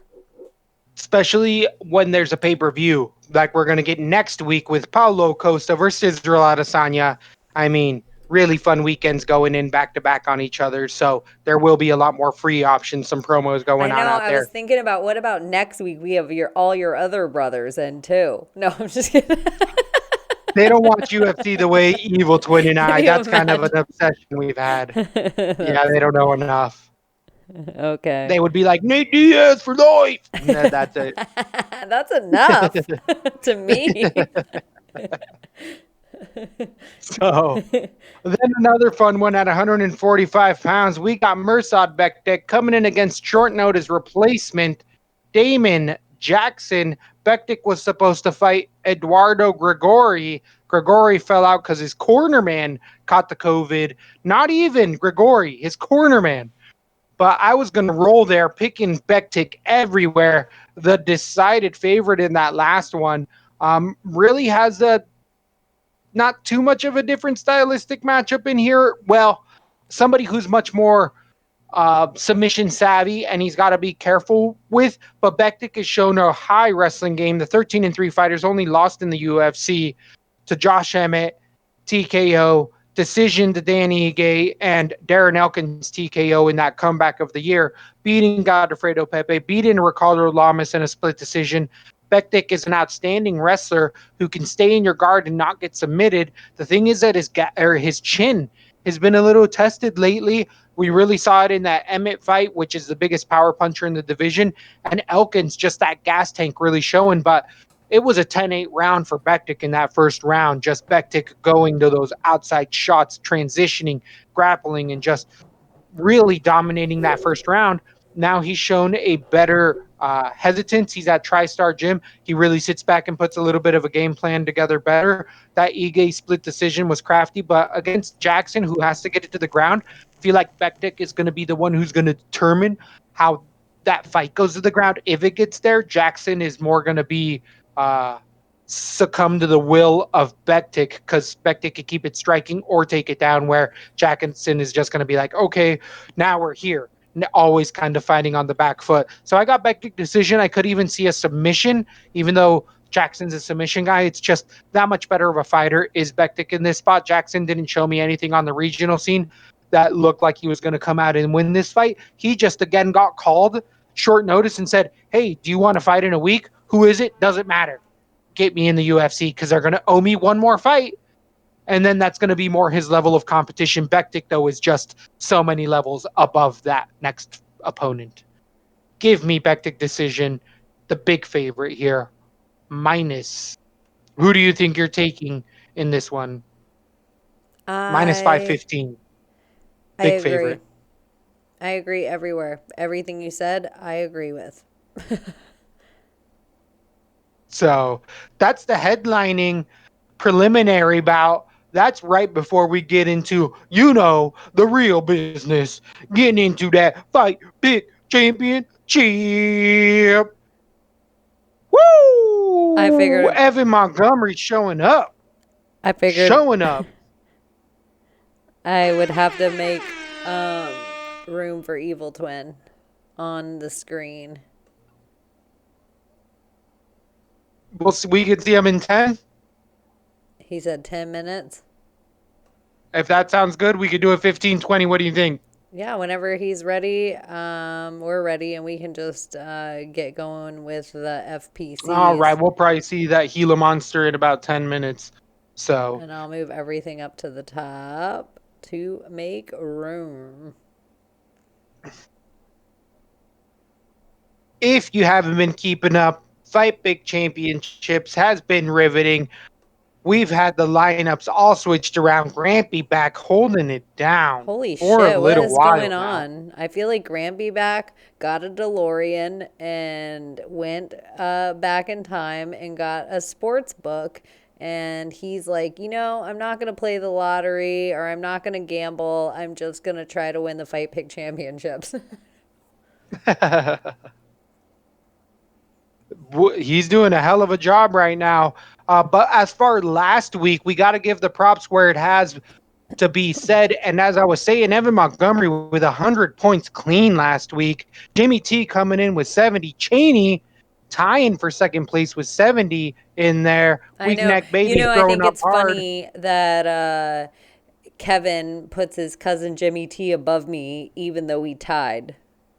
And I happen to That's a be great point. the very first person listed with my bullshit picks above everybody else's. So when it goes down bad, it always goes down bad. Never gets to see my bullshit first. So I'm just saying. Just saying. Just saying. The big pink weenie, 55 points in third. Ricky MMA, who's been gracing us with the presence over on the Twitch stream, coming in with fifth. Everybody else after that doesn't deserve a shout out. You need to pick your shit up, and that's me included. I need to get back on this. I'm having stress panic attacks. Statistic sucks. What do you want me to do? So but as we're saying overall, it's been getting there. We need to get these guys to get their picks in as well. A lot of missed options for some of these new guys. But as far as it runs, dang it. Trying to get the exact actual final count here for where we're standing. I'm just going to give you the top three. Grampy back in first. Alpha. Oh, running right now in first place. Grampy back overall 250 points. The Alpha 165 points in second. E from in third with 140 points. Ricky coming in fourth, and no one else after that deserves it as of right now. So Grampy back is. Oh wait, never mind. There is one more person that deserves it. Cheney in sixth, tied with the dog, hair of the dog, tied in sixth. Oh wait. I was reading it wrong. Yeah, you're reading it totally wrong. I don't think Hair of the Dog even turned in their picks for 2 weeks in a row. You're absolutely right. Cheney tied for seventh in there with Jimmy T. Jimmy T also positioned above Cheney again. Weird. Yeah, it's that corn. So yeah, the Fight Big Championships are going down, but Grampy back is beating us by like 2 fight nights. And it's only like 3 fight nights into the Fight Big Championship. Well, we have many left. We got a few on the way, definitely. Did he get? So because we'll he got a time. perfect the first night. I know. And with all these just short bookings, there's just so many intangibles. But it's an even playing field. Everyone's got everything running fairly well. It's just getting started. This is a great fight night if it all stays going, and then we have the pay-per-view coming up. That Mick coming for that mini belt. But here, starting off the Fight Pick Championships, also known as the main card, we got Kevin Holland coming in against Darren Stewart. The dentist in here being 12-5, losing in the UFC a few times now, losing to Shabazi in a split decision, beating Lewis, beating Wynn, losing to Fabinski, and then last beating Maki Patolo here on LaTB. You know, I like to play with Darren Stewart. I think he's shored up a lot of the wrestling and cardio issues he had. He was more of a striker, is why he was known to be the dentist, but now he's really shown a lot of wrestling. People tend to sleep on that striking, but that's where he makes it crafty. The thing is that he's not confident. Darren Stewart really overthinks at times positions and will give them away instead of just reacting. Sometimes when you see him throw a 5-7 punch combination and he just lets loose and flows, he really can put a lot of damage on people. He's just kind of his own worst enemy, puts up his own barriers there. Against Kevin Holland, it's going to be a tough one. The 18-5 fighters coming off a 2-fight winning streak, last beating Buckley with a right cross on short notice a month ago. Prior to that, beating Fluffy Hernandez with that tie plum, landing those knees, losing to Brendan Allen submission, and beating DiChirichio in there as well. Mirshard. Holland being profiled. If you go back and watch that fight against Buckley, he's talking the whole time, talking to him the whole time, being like, yeah, man, straighten out your punches. Yeah, man, throw it there. But just kind of like in these quiet arenas, it's really interesting when you go back and can hear everything, and just kind of Holland really having a good time and thinking in there out loud. And in this fight, I feel like Holland gives up the takedown a little too much to strike. Pretty split. I know a lot of people are high on Holland, but that's against a lot of low-level guys. I think Stewart can match him striking, and even on the ground, Stewart's the likely guy to be on top. He shoots the more takedowns, and he can actually hold the top position without being submitted, where Holland will stay off of his back and throw those little patter shots, but he'll talk to you and not get up and lose the fight, where, here, I like betting on Darren Stewart, and it's really hard to in this matchup, because I do think that at distance with those teep kicks that Holland throws, if he gets at a really at distance game plan, Holland can pick Stewart apart here. I see why he's the favorite, but I think it's too high of a favorite. Give me Darren Stewart in a controversial split decision. I got 29-28. I think it goes 30-27, 29-28, because refs don't know what they're going to be watching there, but I like the guy landing on top. Give me Stewart for a close one in here. Underdog starting off those Fight Pick Championships. Who do you think are going to be taking in this bout? I'm going the other way completely. Pitolo is Picrapo. I wish I could think of a better name that rhymed. It's a good one. Shitolo. Pitolo is Shitolo. So that win being like his standout win in the UFC don't mean anything to me. Kevin Holland is one to watch in the division. I think he's sneaky. I think he's quick. I think he's well-rounded. If you do take him down, he gets up fast. And I do agree Darren Stewart has some crazy takedowns, but I don't think he can hold Kevin Holland there. I think Kevin Holland can keep him at distance. Even if he does lose one or two takedowns throughout the 3-round fight, I think he can pick him apart. Kevin Holland by a confident 29-28. So do you feel like there's Holland's last fight was at 170, fighting at 185 here? Stewart's a real 85er. Stewart cuts to 85, where Holland is one of these guys who cuts to 70 and literally walks around at 83. He did beat Mirshard at 85, which we're going to talk about later. Just another fact I'm seeing that I want to talk myself out of Stewart, but I see a really close fight regardless of the side you're on. I see a really close one where I think a lot of people are going to be playing Holland for a big finish quickly in here. Stewart's tougher than a lot of those guys, though, as well. Fluffy Hernandez and Buckley on a 4 or 5 days notice, isn't necessarily there yet. On DraftKings, though, Holland the decided favorite, 9,100 against Stewart, 7,100. Here's the salary relief I need. This is where I feel like I'm picking so many underdogs that like to tell you guys, and we say it all the time on the Fight Pick Champion or the round table, fights of the round table. If there's money on the table, leave it on the table.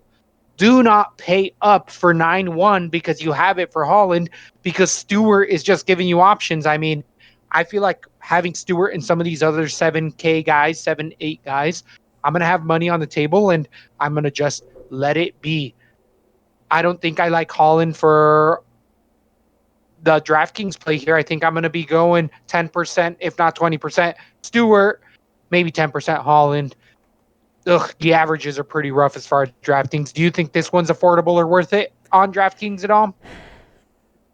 Kevin Holland's too big of a favorite here. I usually like him more as an underdog type play, but it seems like everyone's noticing what I'm noticing about Kevin Holland, because I don't think Darren Stewart's a walk-through fight either. I don't want anyone to think that. I really like both guys. I'm almost having a Mandela effect. I feel like I've seen him fight before, and I feel like Kevin Holland already won by decision in the time I thought I saw them fight before, just because he was a little faster, a little slicker, and moving in a direction. I just see Darren Stewart as a guy that's kind of capped in the UFC. But yeah, I don't know if I'm going to play him. Yeah, because I tend to lean to the heavier fight, so I might play him on like one. For Holland? Yeah, one of my 4, so a quarter of my fights. I do think because we have a weekend coming up. I know this is crazy. This next fight is the fight I'm most excited to hear what you have to say about it. Oh, interesting. Isn't that weird? Interesting. I thought I got a sneaky take, but who knows? But I was just gonna say I am gonna be depositing a little extra of that stock money into that DraftKings account just because there is so many big cards coming up in the next 2 weeks, and I like this card for betting. Like I feel like this one, there's a lot of spots for underdogs. And as we're speaking of that, we got Mackenzie Dern coming in at 115 pounds against Ronda Marcos. The Quiet Storm coming in here at 10-8, being almost 500 in there. Last losing to Rebos, before that beating Yoder, losing to Gadelia, beating Hill, losing to Rodriguez. Randa Marcos is a constant wrestler at 35 years old, stays in your face, comes in with a gas tank. Striking, I want to say, is getting better, but it's not. It's really where it's at. We have a finished product with Ronda Marcos, and it's just how long can she stay on this plateau of keeping the fights where she wants to, whether it be striking or using the takedowns to stay on top and just kind of grind out controversial split decisions. Regardless of either way, that's how her fights end up. And against Mackenzie Dern here, the 8-1 fighter came out on a hype streak, losing to Amanda Ribas decidedly, but last beating Hannah Cyphers in a knee bar. Cyphers not being able to fight off the takedown. Here against the wrestler, Marcos. Marcos is going to be able to fight that takedown off. The thing is that Marcos shoots takedowns in every single one of her fights. And specifically, she said in an interview recently that Marcos is, I'm not going to shoot on her. We'll see where this goes. Well, if you're not going to shoot, then you're going to strike. Well, she's like, I'm not going to strike with her either. And it's this like, is what all right, her well, striking looks like. Option? Yeah. I feel like it's going to be a lot of cage work. I think Marcos is going to be pinning her up on the cage and literally holding her up where Marcos can't, or Dern can't roll for a leg or a knee. And Marcos can just pin her up and land those little rabbit uppercuts. And then they even probably move it a few times from that. The ref steps him out to the middle. Marcos puts her forehead in the side of the neck and pushes her back up there. But a grinder versus somebody who needs to get the finish or starts to just kind of not fall apart, because even in that Rebus fight, Dern was losing and she didn't give up, which I really give credit to, because you can't teach that. With all of her training foils, you can't teach in a fight just someone who won't give up, and Dern is that type of fighter. But Marcos is right there with her with will. So I think she gets outground. Give me the slight underdog plus 140. Honda Marcos, let's go, girl. You're on a win one via the streak right now. This is super grimy. I'm not going to bet it heavy, but I am going to be putting Marcos on a couple little parlays here and there. yuck. I'm not going to put it on DraftKings. That's for damn sure. Who are you taking in this close matchup? That's exactly what I had. I thought it was a wrestler kind of against. Mm-hmm. I just thought Ronda Marcus is a little more well-rounded. Mackenzie Dern's a hype train that's has. I know everybody is going to hate this, but I just kind of see her as kind of a Ryan Hall type dude. Like, she's like, or a Damian Maya, like one of those people that she is a slayer in her ballpark. Don't mess with her in her ballpark. Don't even put your neck out. But Ronda Marcos has all the wrestling that can use her wrist control. She's smart enough. She's been in the positions before anywhere she's been caught. I am worried about how many of the last fights that Ronda Marcos has been in have been against pure strikers. Like, she really hasn't had to flex her ground game so much. She's gotten to be the dominant one. Where I do think in that first round and a half, Mackenzie Dern's going to be very dangerous. But then I remember you saying one time, so I really couldn't even take any credit for it, but I just feel like Mackenzie Dern's dangerous on the ground with a shit takedown.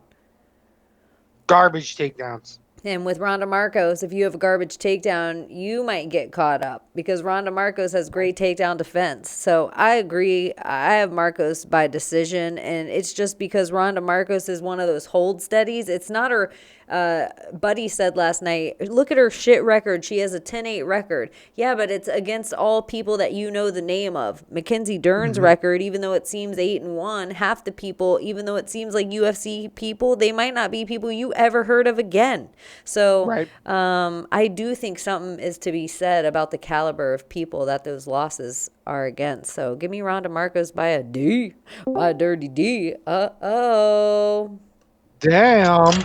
Marcos in there. 2 underdogs we're picking here. That's going to be a greasy one on DraftKings real quick. We got 8,700 for Dern, the favorite against Marcos, 7,500. Do you think you're going to be playing Marcos on DraftKings for 7.5? Because we're both picking her as the underdog as far as this spot. Yes, I think she could actually be the underdog that I pick so that I can fill in everybody else that I really want to get. And then I really don't feel like she's in harm's way at all. I don't think like it's a nerve-wracking decision. The overhand right, we do got to talk about with Dern. She will throw that heavy even to try to get those takedowns, but that's really the only strike I'm worried about from Dern. She's traditionally not really a good striker, but neither is Marcos for that matter. We're great. Hell no. Hell no. By You the guys are going grace- Marcos? Yeah. Not Narcos, Marcos. Oh my goodness! I know you guys need me on the show. I've been doing poorly, but you can't go with Marcos. I mean, I've been on a skid, kind of like Emmanuel Shorts, but there's just no freaking. I say what you got to say because you're giving bad advice, and I'm just gonna let you keep talking, I guess. I really think you Well, need that's to the get a big little official pad have. and paper and take notes because Evil twin pick there. I've been showing up. Showing up. I told you guys in the last 3 weeks, it's been poor, but at the same time, I mean, the cards are they're falling apart. I like the fact that they keep throwing on. As of this morning, there's 14 bouts. They rescheduled back on there. But Marco, you know, I've always liked Marcos, but Mackenzie came out. She lost to Rebus. So be it. I get it. so be it. Yeah, it's Reba. I don't think Marcos is on the level of Rebus, and her striking definitely isn't there. And primarily, she defaults to a grappling background. I understand that everybody's going to know how to beat Mackenzie Durham, and that is going to be in the simple fact that you're going to have to keep it standing. The thing is, Durham is reckless. You talked about the overhand right. The other thing is she's because she has that grappling base. She is fearless. She's done it to several girls. She just bum rushes them and throws punches to where she can get the lockup. Marcos does not have the footwork to be able to avoid that. Rebus, sure. Marcos, I don't know. And I like Marcos, but I don't think she's got this. How do you have it going? I got Mackenzie Durham by submission. What round? You know what? I'm going to say the second round because I do think that Marcos is going to do everything she can to stifle the takedown or the grappling exchanges.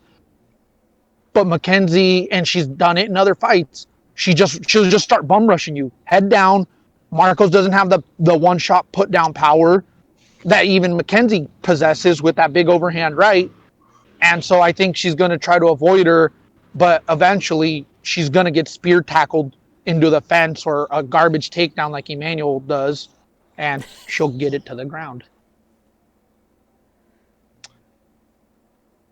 So, other fights throughout the night, is there anything that we've talked about on the undercard that you're profiling, any sneaky picks? I would say we talked through all of them, but there's so many. We can't talk through all of them. There's some that we don't need to talk about, fairly so. But is there any standouts? I mean, you always love your boy Journey Newsome fighting out of that Impact Jiu-Jitsu over there in Clackamas, Oregon against Randy Costa. I know you got something to say about that. You know, I do have something to say. I was preparing for this because I knew you were going to put me in a tough spot. I will say that my son is training out of that gym currently because of the COVID and all the fires. We haven't been able to get him in there, but for that sole reason, I'm never going to knock back a Clackamas, especially a representative from our small gym right down the street. I'm going Journey Newsome. So that's all I'm going to say about that. It doesn't make sense to me other than I'm going to back my hometown, and that's what it is. And that's all I got to say about that. Wow, what a riveting breakdown. I actually have Newsome as well, but I put a real thought process behind it, as into, Costa is a one-round type of fighter. He throws a lot of kicks and punches, but after that first round, all that flashiness is out the door, and those takedowns come really labored, and if Newsome gets through that first round, I see it easy being 29-28 type of a round. Maybe even a draw type of call, depending if Newsome gets knocked down in that first round. But his chin's held up very well throughout his entire career. Don't re-break down your breakdown for Evil Twin. Truth. Dude, I'm going with Journey, and I'm staying with it, and I'm a back to hometown guy. And the fight that I really am looking forward to on the undercard is the Jeremiah Wells versus Miguel Binzao, or how the freaking name you pronounce that? Beza. That is a fight that is actually, I think, considerably sneaky and under. Put on a day ago, 2 days ago, it got put on the card. Oh, absolutely. But Beza had been already scheduled, and that fight fell through. And then Jeremiah Wells took it, but he took it. He was already preparing for 2 other fights in the same month, so he has a full fight camp. He also has a reach advantage, and he's a game fighter. Both of them are also finishers. I think to me, it's stacking up for an exciting, fun fight. I looked back on Wells, and I liked what I saw. And also Beza has shown to be a game fighter. I don't think that fight goes to decision, but I think that's definitely going to be a fun one. See, you guys had a very similar fucking pick. Bullshit. No. You look at the tape, Wells. You got to put Wells on some of your Draftkings because he is 100% live for the upset. He's super live. Yep. Yeah. I mean, if you look at he finishes fights. Yep. He's whatever the guy Beza, I can't pronounce it. He's same style. They're both gonna go in there and they're gonna crack. Honestly, I'm going with Beza because he's at least has more proven competition, not necessarily better, but more proven because of the UFC, and Wells is taking it on notice. But like I just said, he was preparing. But that's just a fight that I'm looking forward to in general on the undercard. I do have Beza on that, but I agree that Wells is a live dog for sure. Agree. I think that could be the fight. Like that's a fight of the night potential. Yeah, performance of the night, either guy. Whoever gets the knockout gets a performance of the night. Yeah. There's some good ones, Newell versus Rivera. That honestly, I think has some potential in it. Tyson versus Rivera. That's a fun opener. I've got Tyson in that one. Let's see here. You guys just probably went over Kevin Holland versus Darren Stewart. Now, I know I'm probably going to side with one of you here, unless you both pick the same, but I don't know because I don't listen to your trash. And I'm going with Darren Stewart by decision. Same as E. Oh, wow. So you looked at the pics I sent you. Cool. You asked me about them this morning. That is an absolute lie. I know. You guys have all the same picks. I'm feeling good about my week. Exactly, right? I was just thinking, I'm like, dude, you're ruining my picks. You're jinxing the shit out of me, bro. Well, see, the thing is, there will be fights that drop off, and I think the UFC is finally anticipating it. Finally, they're stacking it, and what's gonna suck is what's gonna bite them is everybody's gonna pull through and no COVID cases are gonna happen, and then they're gonna be like, shit, we got to pay all these guys now. But they strung us along and had a 7-fight bout card one time, and it's like, come on, jeez. Agree. It is smarter to do this many cards. And I said, what about the conspiracy that some of these fights like Walker Span, some of these heaters that are up toward the top are never going to happen. Or even Mirshard Shemiev won't happen, and they'll save that dude for the Maya fight on the pay-per-view instead because it's kind of a bigger fight. Why waste him on Mirshard? Oh, yeah, true. I mean, but with the quick turnaround that he's doing, I'm totally liking the conspiracy theory thought process, and you might be going up to something. I think the biggest tell is going to be whether or not the guys weigh in. If the guys weigh in, no, I will say no to the conspiracy because no guy's going to cut that much weight, make weight to not fight that Saturday. If they drop out previous. Kevin Holland's walking around at 183. Or Tony Ferguson would do that. Right. Well, right. But I'm saying as far as giving the conspiracy theory credence, like who is that? There's a fight, Ryan Spann versus Walker. They walk well over 205. Those guys aren't going to cut weight. So if they come in and make weight, that conspiracy shot right there because they wouldn't have done that. Agree. I can agree with that. Perfect segue to talk about the 205ers, Walker and Spann here. 18-5 is Spann, coming off a 5-fight winning streak, beating Sam Alvey in a split decision, Devin Clark in a submission, Nogueira, Henrique in there, off of the Contender Series submission. Spann is coming out of Fortis MMA with Beza. They're in a training camp together. The other Fortis fighter that I can think of was a fighter who just lost against OSP in Menafield. So that's who's getting him ready for the fight. Just something to be mindful in there. Against Johnny Walker, the 17-5, coming off a 2-fight losing streak, last losing to Corey Anderson and Nikola Krylov in a decision.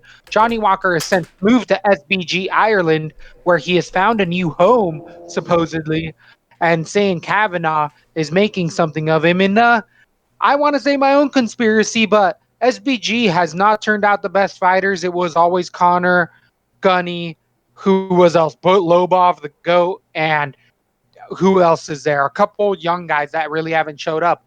But the best product that SBG has ever put out has been a power puncher in Conor McGregor. SBG knows how to make power fighters fight to their strengths, where Ryan Spann has been coming out and showing these decision-type fights against Alvey. Going back and watch it, it was painful. Spann could have won the striking, decided to try to take Alvey down, who's a better takedown artist, when Spann's a way better striker, but for some reason he's just scared to strike. Where against Walker, if you walk in kind of shooting Frankenstein style, as he did against Alvey, Walker will throw a flying knee or uppercut in that chaos and try to get you out of there quickly.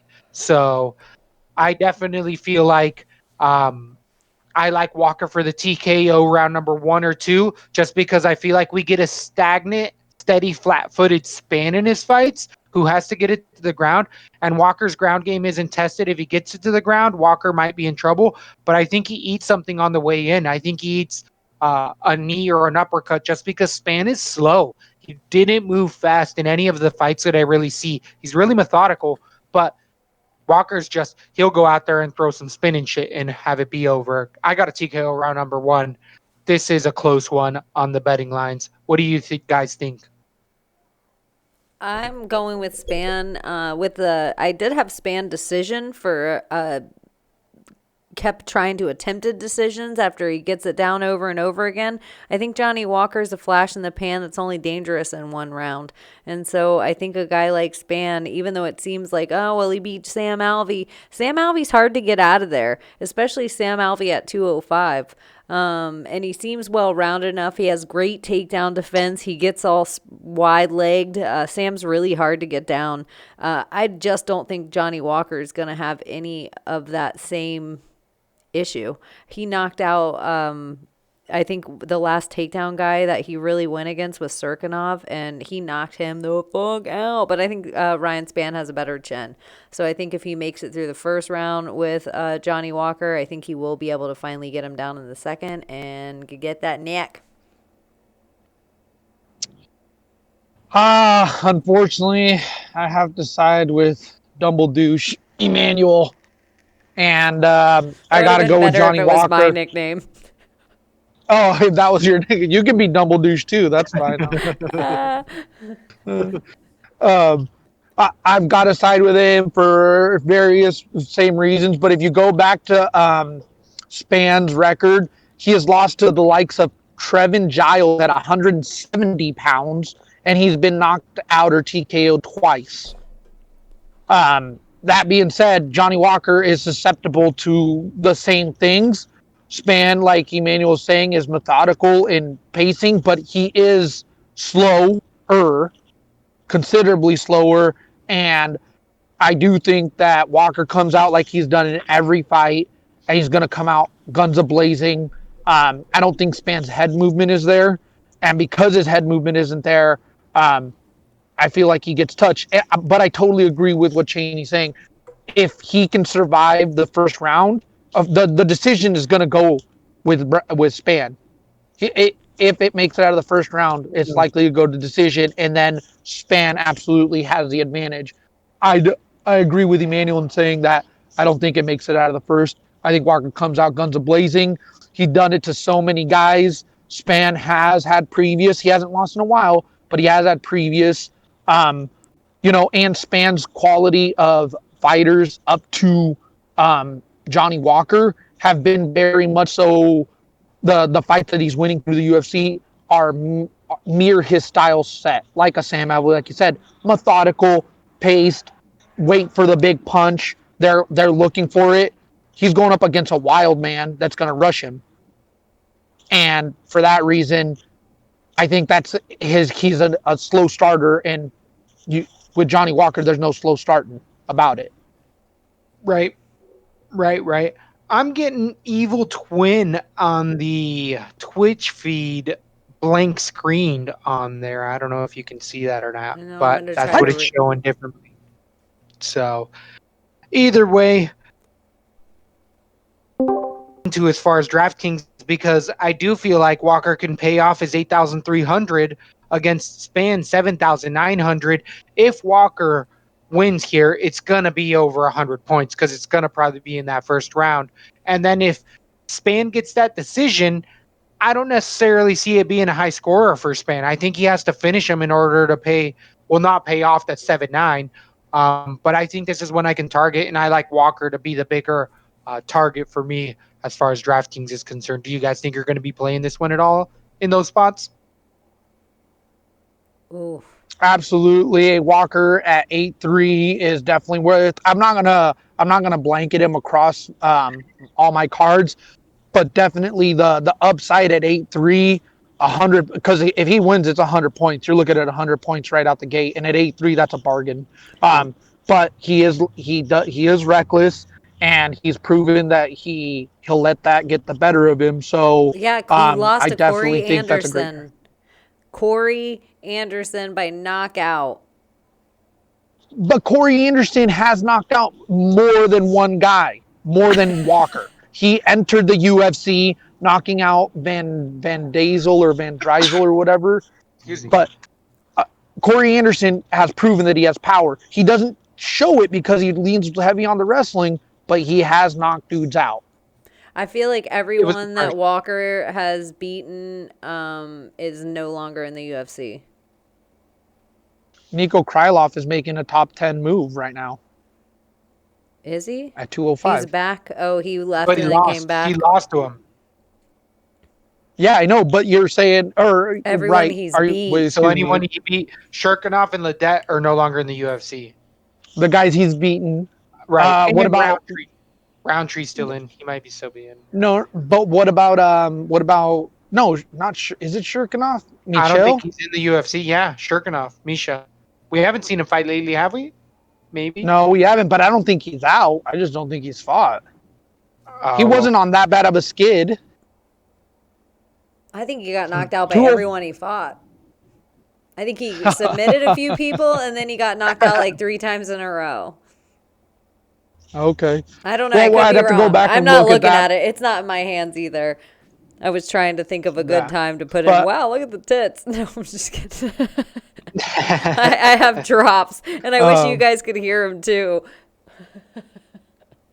Real quick, I got a little bit more time. I know you got 2 more. Well, you got 3 more bouts.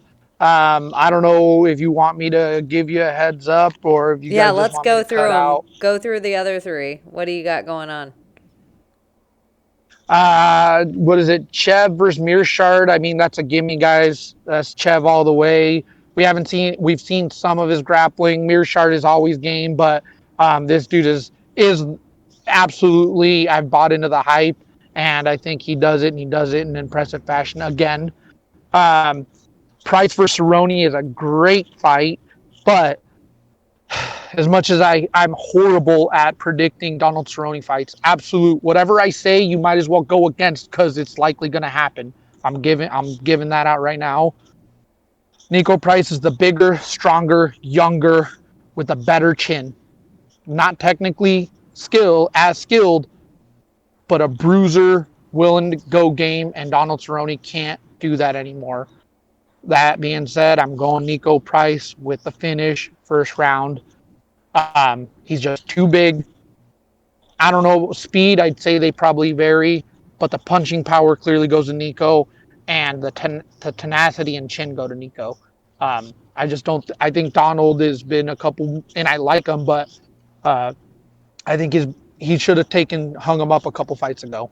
I mean, if a shoulder breaks your face wide open, imagine what Nico Price has put out 2 people from the bottom. Imagine what that guy's going to do to you. Agree. And then last one is Covington Woodley.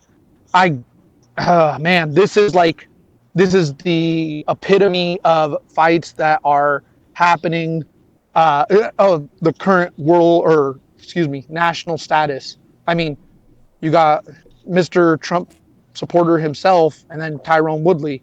Just engaging? This could have happened in downtown Portland and it would have freaking set off an atomic bomb.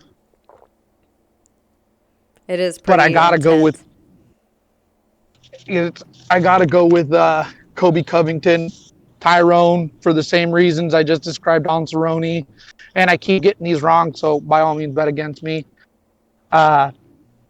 Kobe's going to be tenacious. He's going to look for it. Tyrone sits and waits for the one big punch. And if it doesn't come, it makes for a long, boring fight.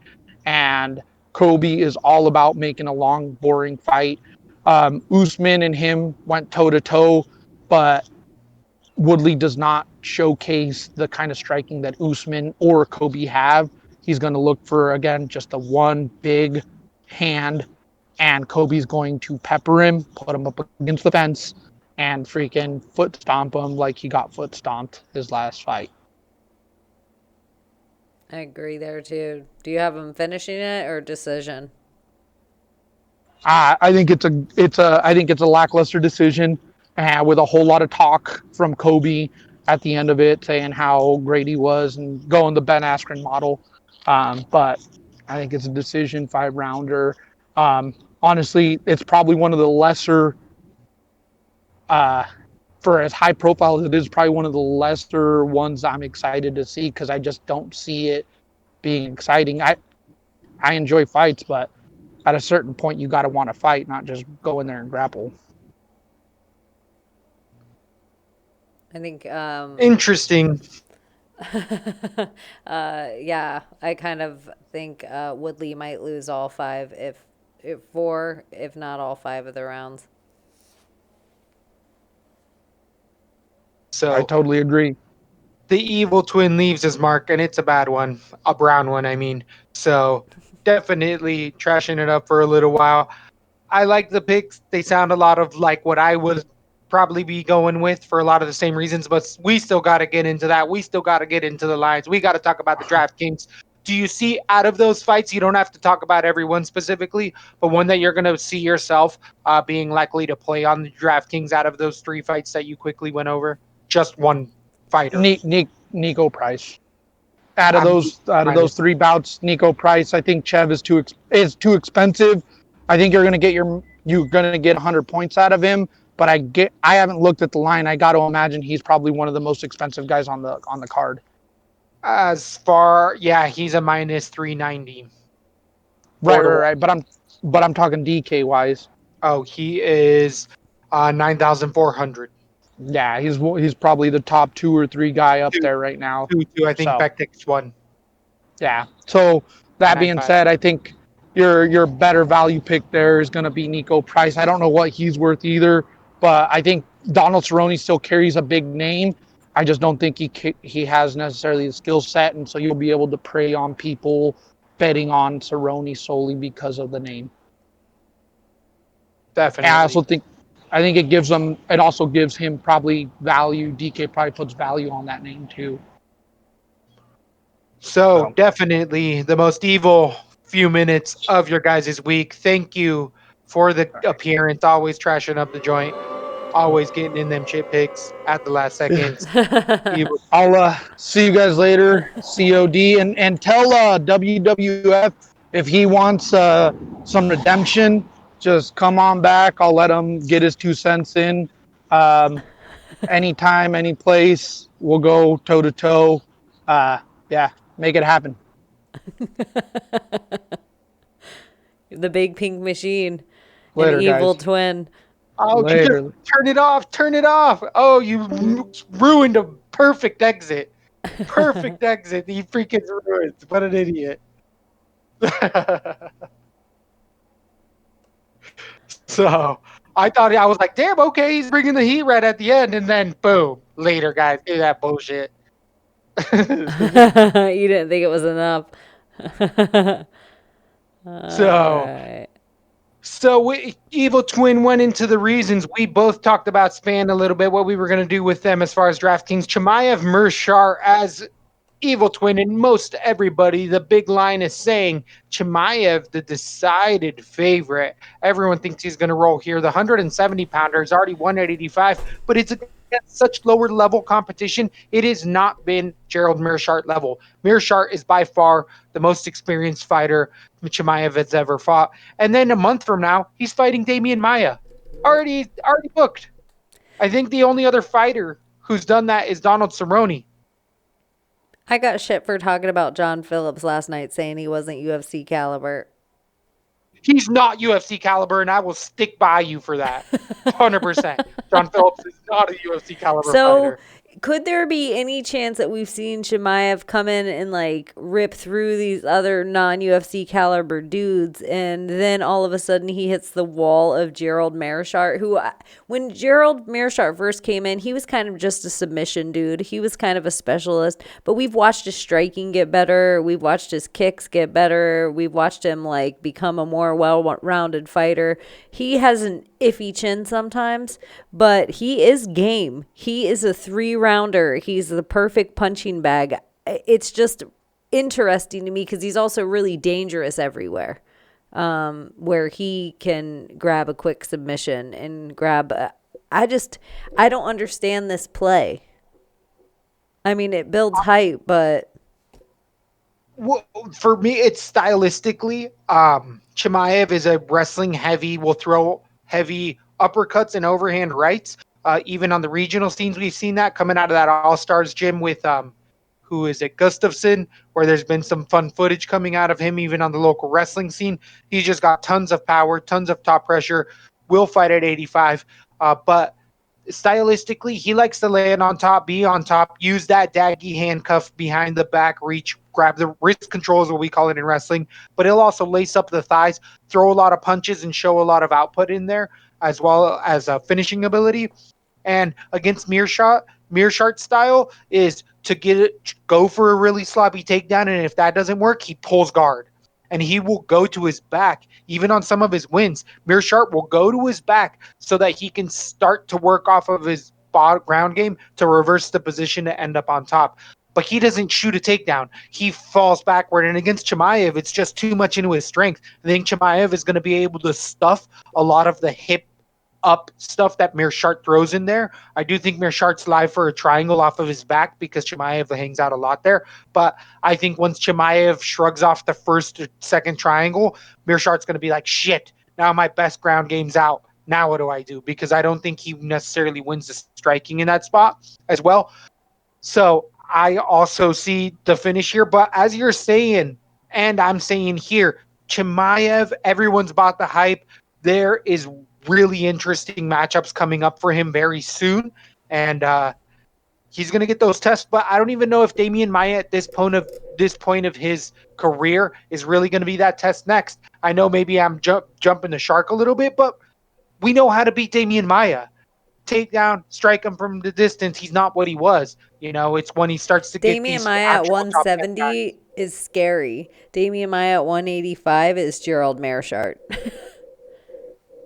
Exactly. So it's like it really doesn't do much. It's whatever's after Damian Maia because you can't give him nobodies after that. And even Mirshard's not a nobody. This is the actual first name. So I'm going to look to make better plays against Chimaev later on. But right now, I do have him winning in that first round.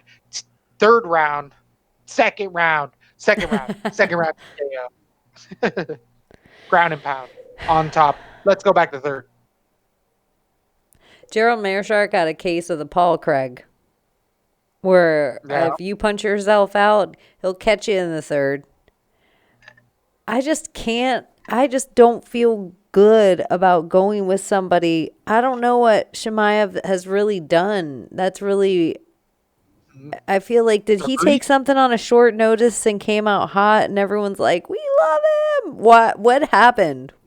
It's his intent. It's the way he shoots for takedowns and chain wrestles. It's very Habib-like. He throws the Mackenzie Dern hard overhand right, but even on some regional stuff, he'll step back and box with you as well. But he definitely best works when he's moving forward, getting on top, but he does it really well.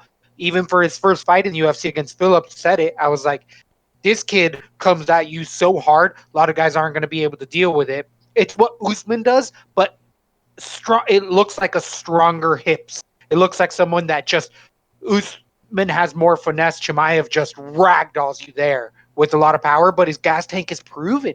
He's shown it, and he grew up in the Dagestani hills, made it out to Germany when he was like 12 or 13, but came with that work ethic. He was training in those little camps they had up there. Where did he show it? In not only the Phillips and the other opponent, the debuter in there, he also showed it on his regional scene fights when he would go 3 rounds against, guys he should have been beating, but he was knocking him out and finishing him on all of the regional scene over there at Brave.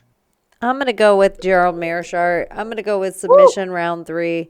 I am not going to get on the hype of this. This is a perfect person. When he wins, everyone will be like, this is exactly what should have happened. And then it'll be really cool with him to take Damian Maia and Gerald Mirshard right on top of each other.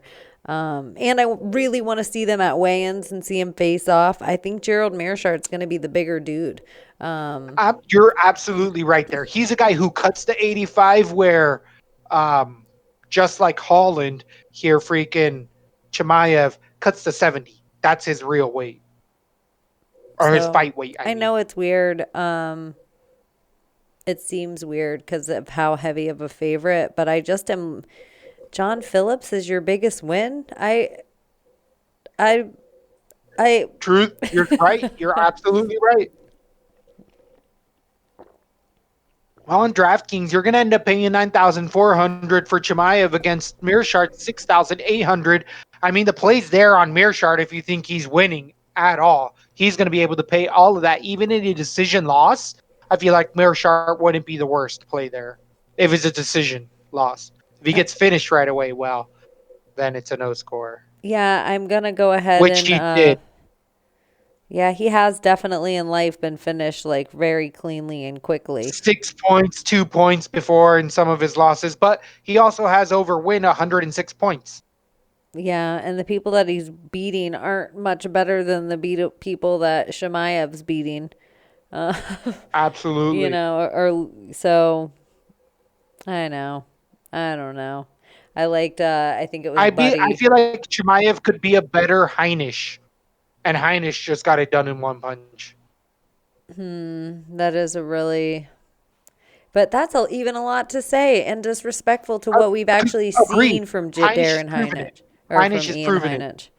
Yeah. True. So I'm just, I don't know. I'll probably get swayed by the how huge the wave is eventually and be on that side by fight night, and then say it with your chest. Yeah. Say it with your chest.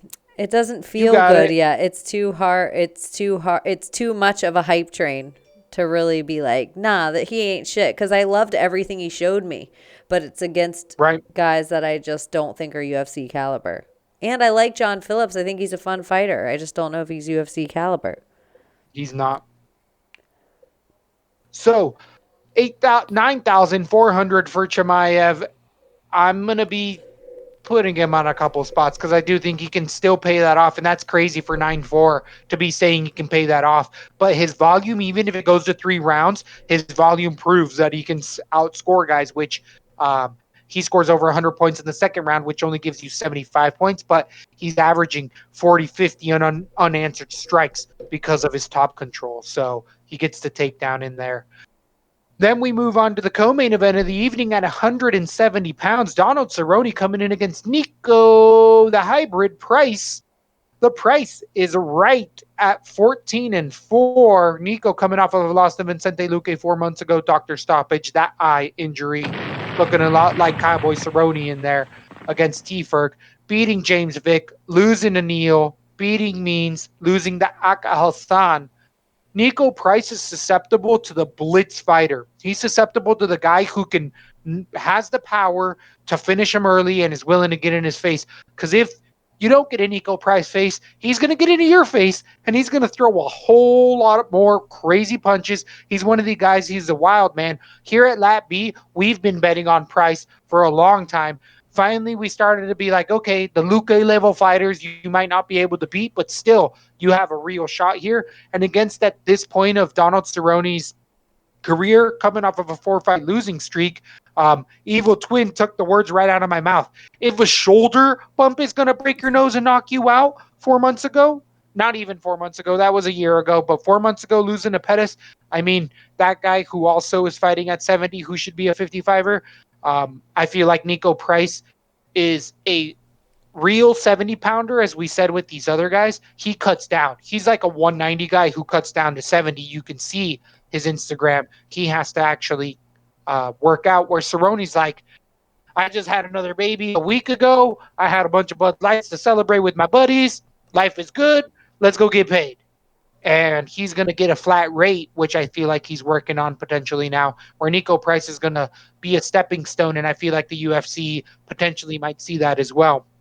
But Price is willing to eat a shot, to give a shot, and Donald Cerrone is notoriously a guy we refer to as the slowest starters. His best rounds are always his second and third, especially his third. But if you blitz him, if you get in his face in the first round, Donald Cerrone does not like it. He will curl up, back off, and be finished. That Darren Till fight, we both had Till in that, and then been against Till in previous fights because we have that number. but the same rules apply here. You got a way bigger fighter who's got a lot of power and not scared of you. That's the worst matchup Donald Cerrone can have, and it's crazy that Donald Cerrone took this matchup. He could fight so many other guys and actually have a potential. Like, this is the guy Donald Cerrone has the most amount of trouble with his entire career, and he might get it. I got a TKO round number 1. Nico Price. I'm surprised it's this close. I think people are weighing that submission game for Cerrone might be a little more live here, but if Cerrone goes to his back, Nico Price will throw hammer fists from the guard. That will finish Donald Cerrone. Who are you taking in this one? I have Price by KO round 1 as well. I think it's a combination of a whole bunch of things. As the fight goes on, I would say like head kicks get really dangerous for Donald. There's certain weapons for Donald Cerrone, even kicks that come with the kick game as far as here. Striking wise, because of how unorthodox Nico is, and he also does things where he'll throw combinations and then do nasty elbow up the middle. And like you were saying, like Evil Twin was saying, like shoulder bust your face, elbow break you. Like Nico throwing elbows from the bottom, just doing nasty stuff. Kind of, it's making me like everything that everyone's saying about Johnny Walker, Nico Price really does. And a thing that I do love about Donald Cerrone is he's such a game fighter. He would pass his torch and his name to a fighter like Nico Price because Nico Price is so game. Donald wants to get in there with people like that aren't easy fights for him to win. He wants to be like, that guy's a badass. Yes, I will fight him. You know, like, I don't know. Why he's a BMF contender, but always a BMF contender, just like a belt contender. He will always just kind of run it up, have a legendary career in there. And on DraftKings, the minus 160 favorite, Nico Price is going to be 8,500 against Cerrone, 7,700. Zero Donald Cerrone here. I've been fading that dog for a while, and it's been working out. So for 8.5, that's a steal. The price is right, and I'm going to be using him as a linchpin here. The Nico Price is right? Absolutely. The hybrid price is right. Spade and neuter your pets. Do you think you're going to be playing him often on your DraftKings lineup or staying away from that? I always play hybrid. All right. He'll be on 2 of the 4 cards. So maybe I'm wrong there. Maybe 1. So maybe probably all 4. On to damn, loving it. Sounding like a linchpin there. On to the main event at 100. The linchpin's my boyfriend coming up. And 70 pounds, the president's favorite, Colby Covington, isn't scared of Corona. He was out there shaking hands, trying to kiss hands, which I don't think it was a kiss. I think he was just pulling away weird. But either way, what do you do with your hands with that much man in front of you? Colby Covington being at the RC, getting not as much hype, even though there was. Actually, I feel like there might be a live presser going on like right now for Covington versus T. Wood. What we might be missing. But I think I'm sure I'll see it later. President Trump actual speech. I think there's a presidential speech going on.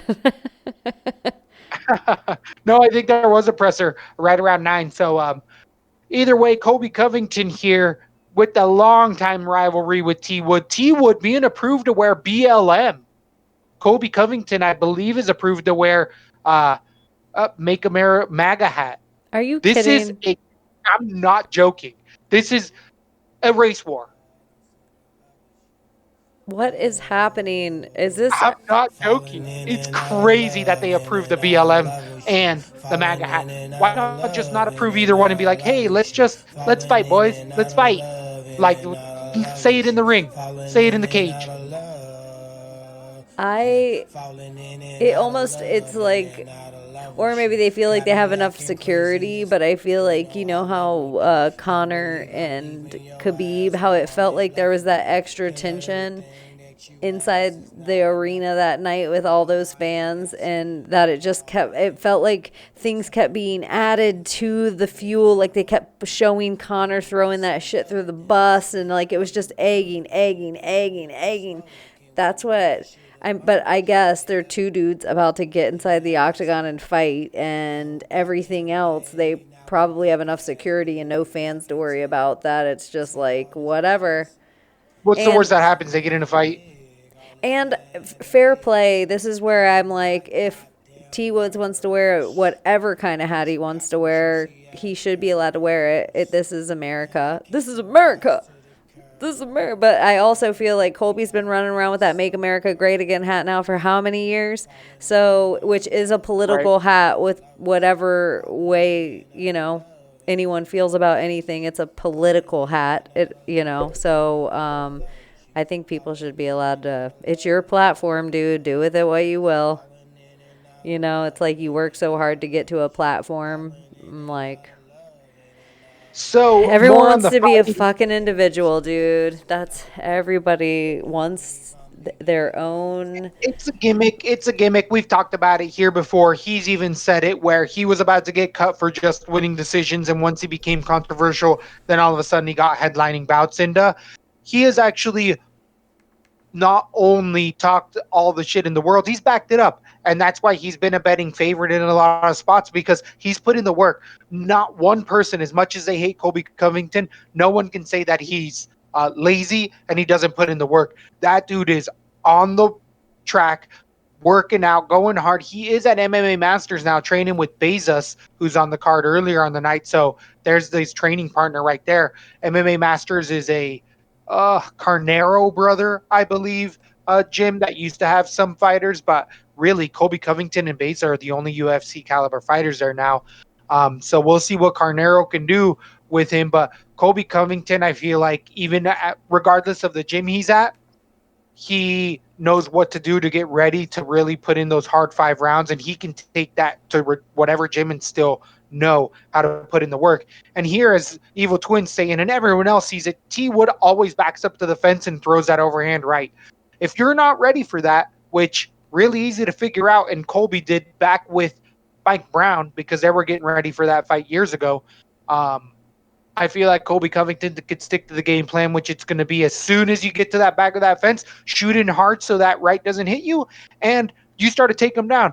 After that happens for a good 2 rounds, T Wood's going to be spent, and he's just going to be on the back foot. It's why we picked Dorino Burns against T Wood. We saw the same thing happening against Dusman as well. We got T Wood's number. We know what's going to happen. We know the way he comes out and fights, and nothing's changed. And even though he's promised he's going to come out this first round and go, I feel like that's right for the first 5 punches. And then T Wood's going to go, oh shit, that flurry didn't knock him out. Let me get my back to the cage and feel comfortable. And then he's just going to start to give up rounds. And that's where Colby's going to get takedowns, control. I do see a decision here, but as far as DraftKings is concerned, as far as the play, it's got to be Colby here, even though he's really expensive. It was the same as Burns. You have so much opportunity on a guy who's not willing to throw back at you.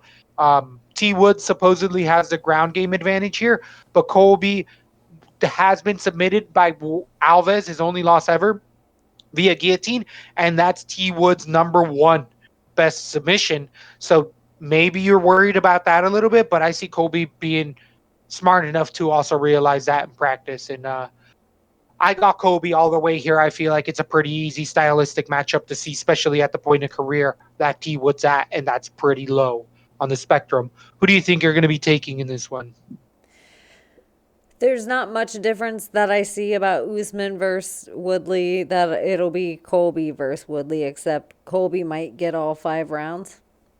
I think Usman had all 5 rounds. And I think Woodley has quit in his heart. And I think once he realizes that he has no defense for how easily Covington gets him down again and again and again, he's going to give up, and he's going to have that look on his face like a 12-year-old that you were like, are you on my phone right now? You're not allowed to be on my phone. Give me my phone. And then they sit in the corner like this.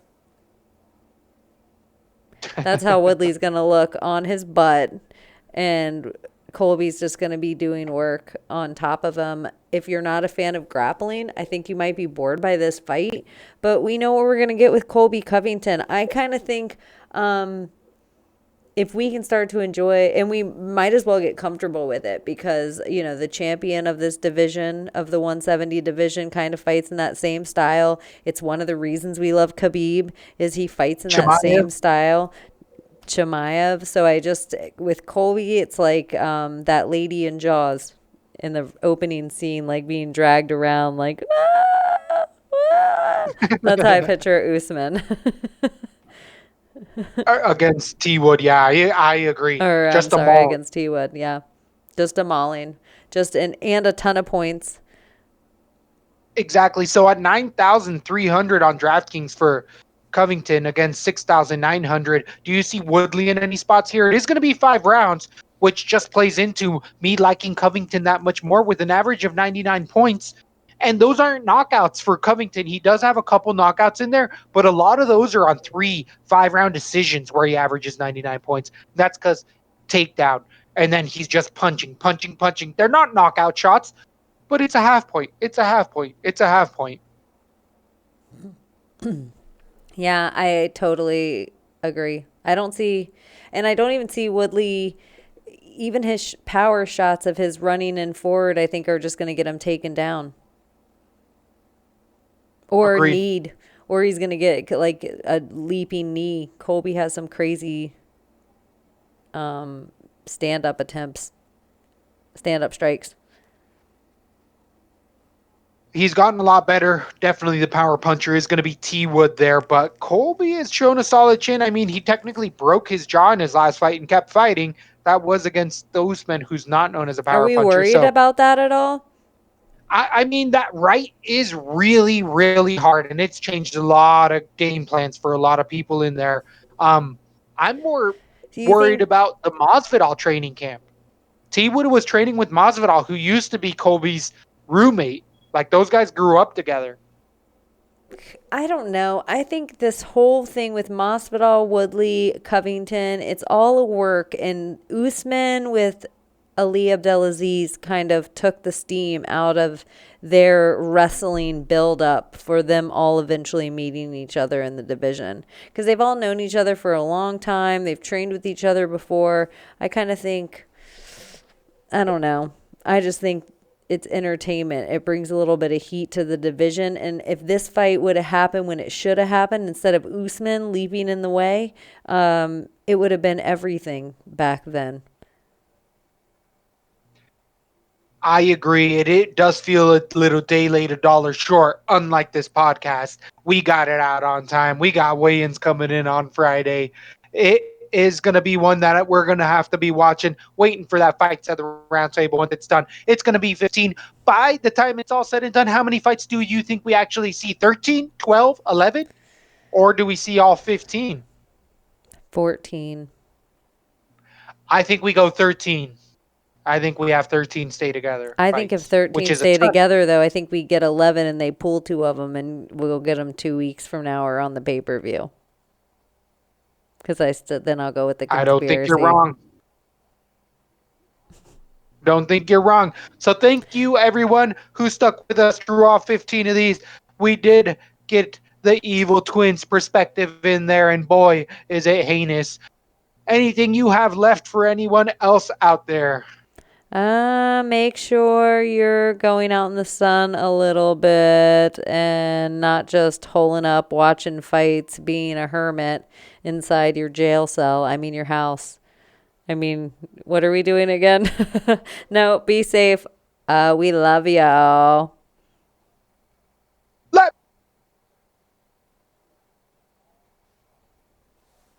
Do LaTB one more time for the recording. LaTB!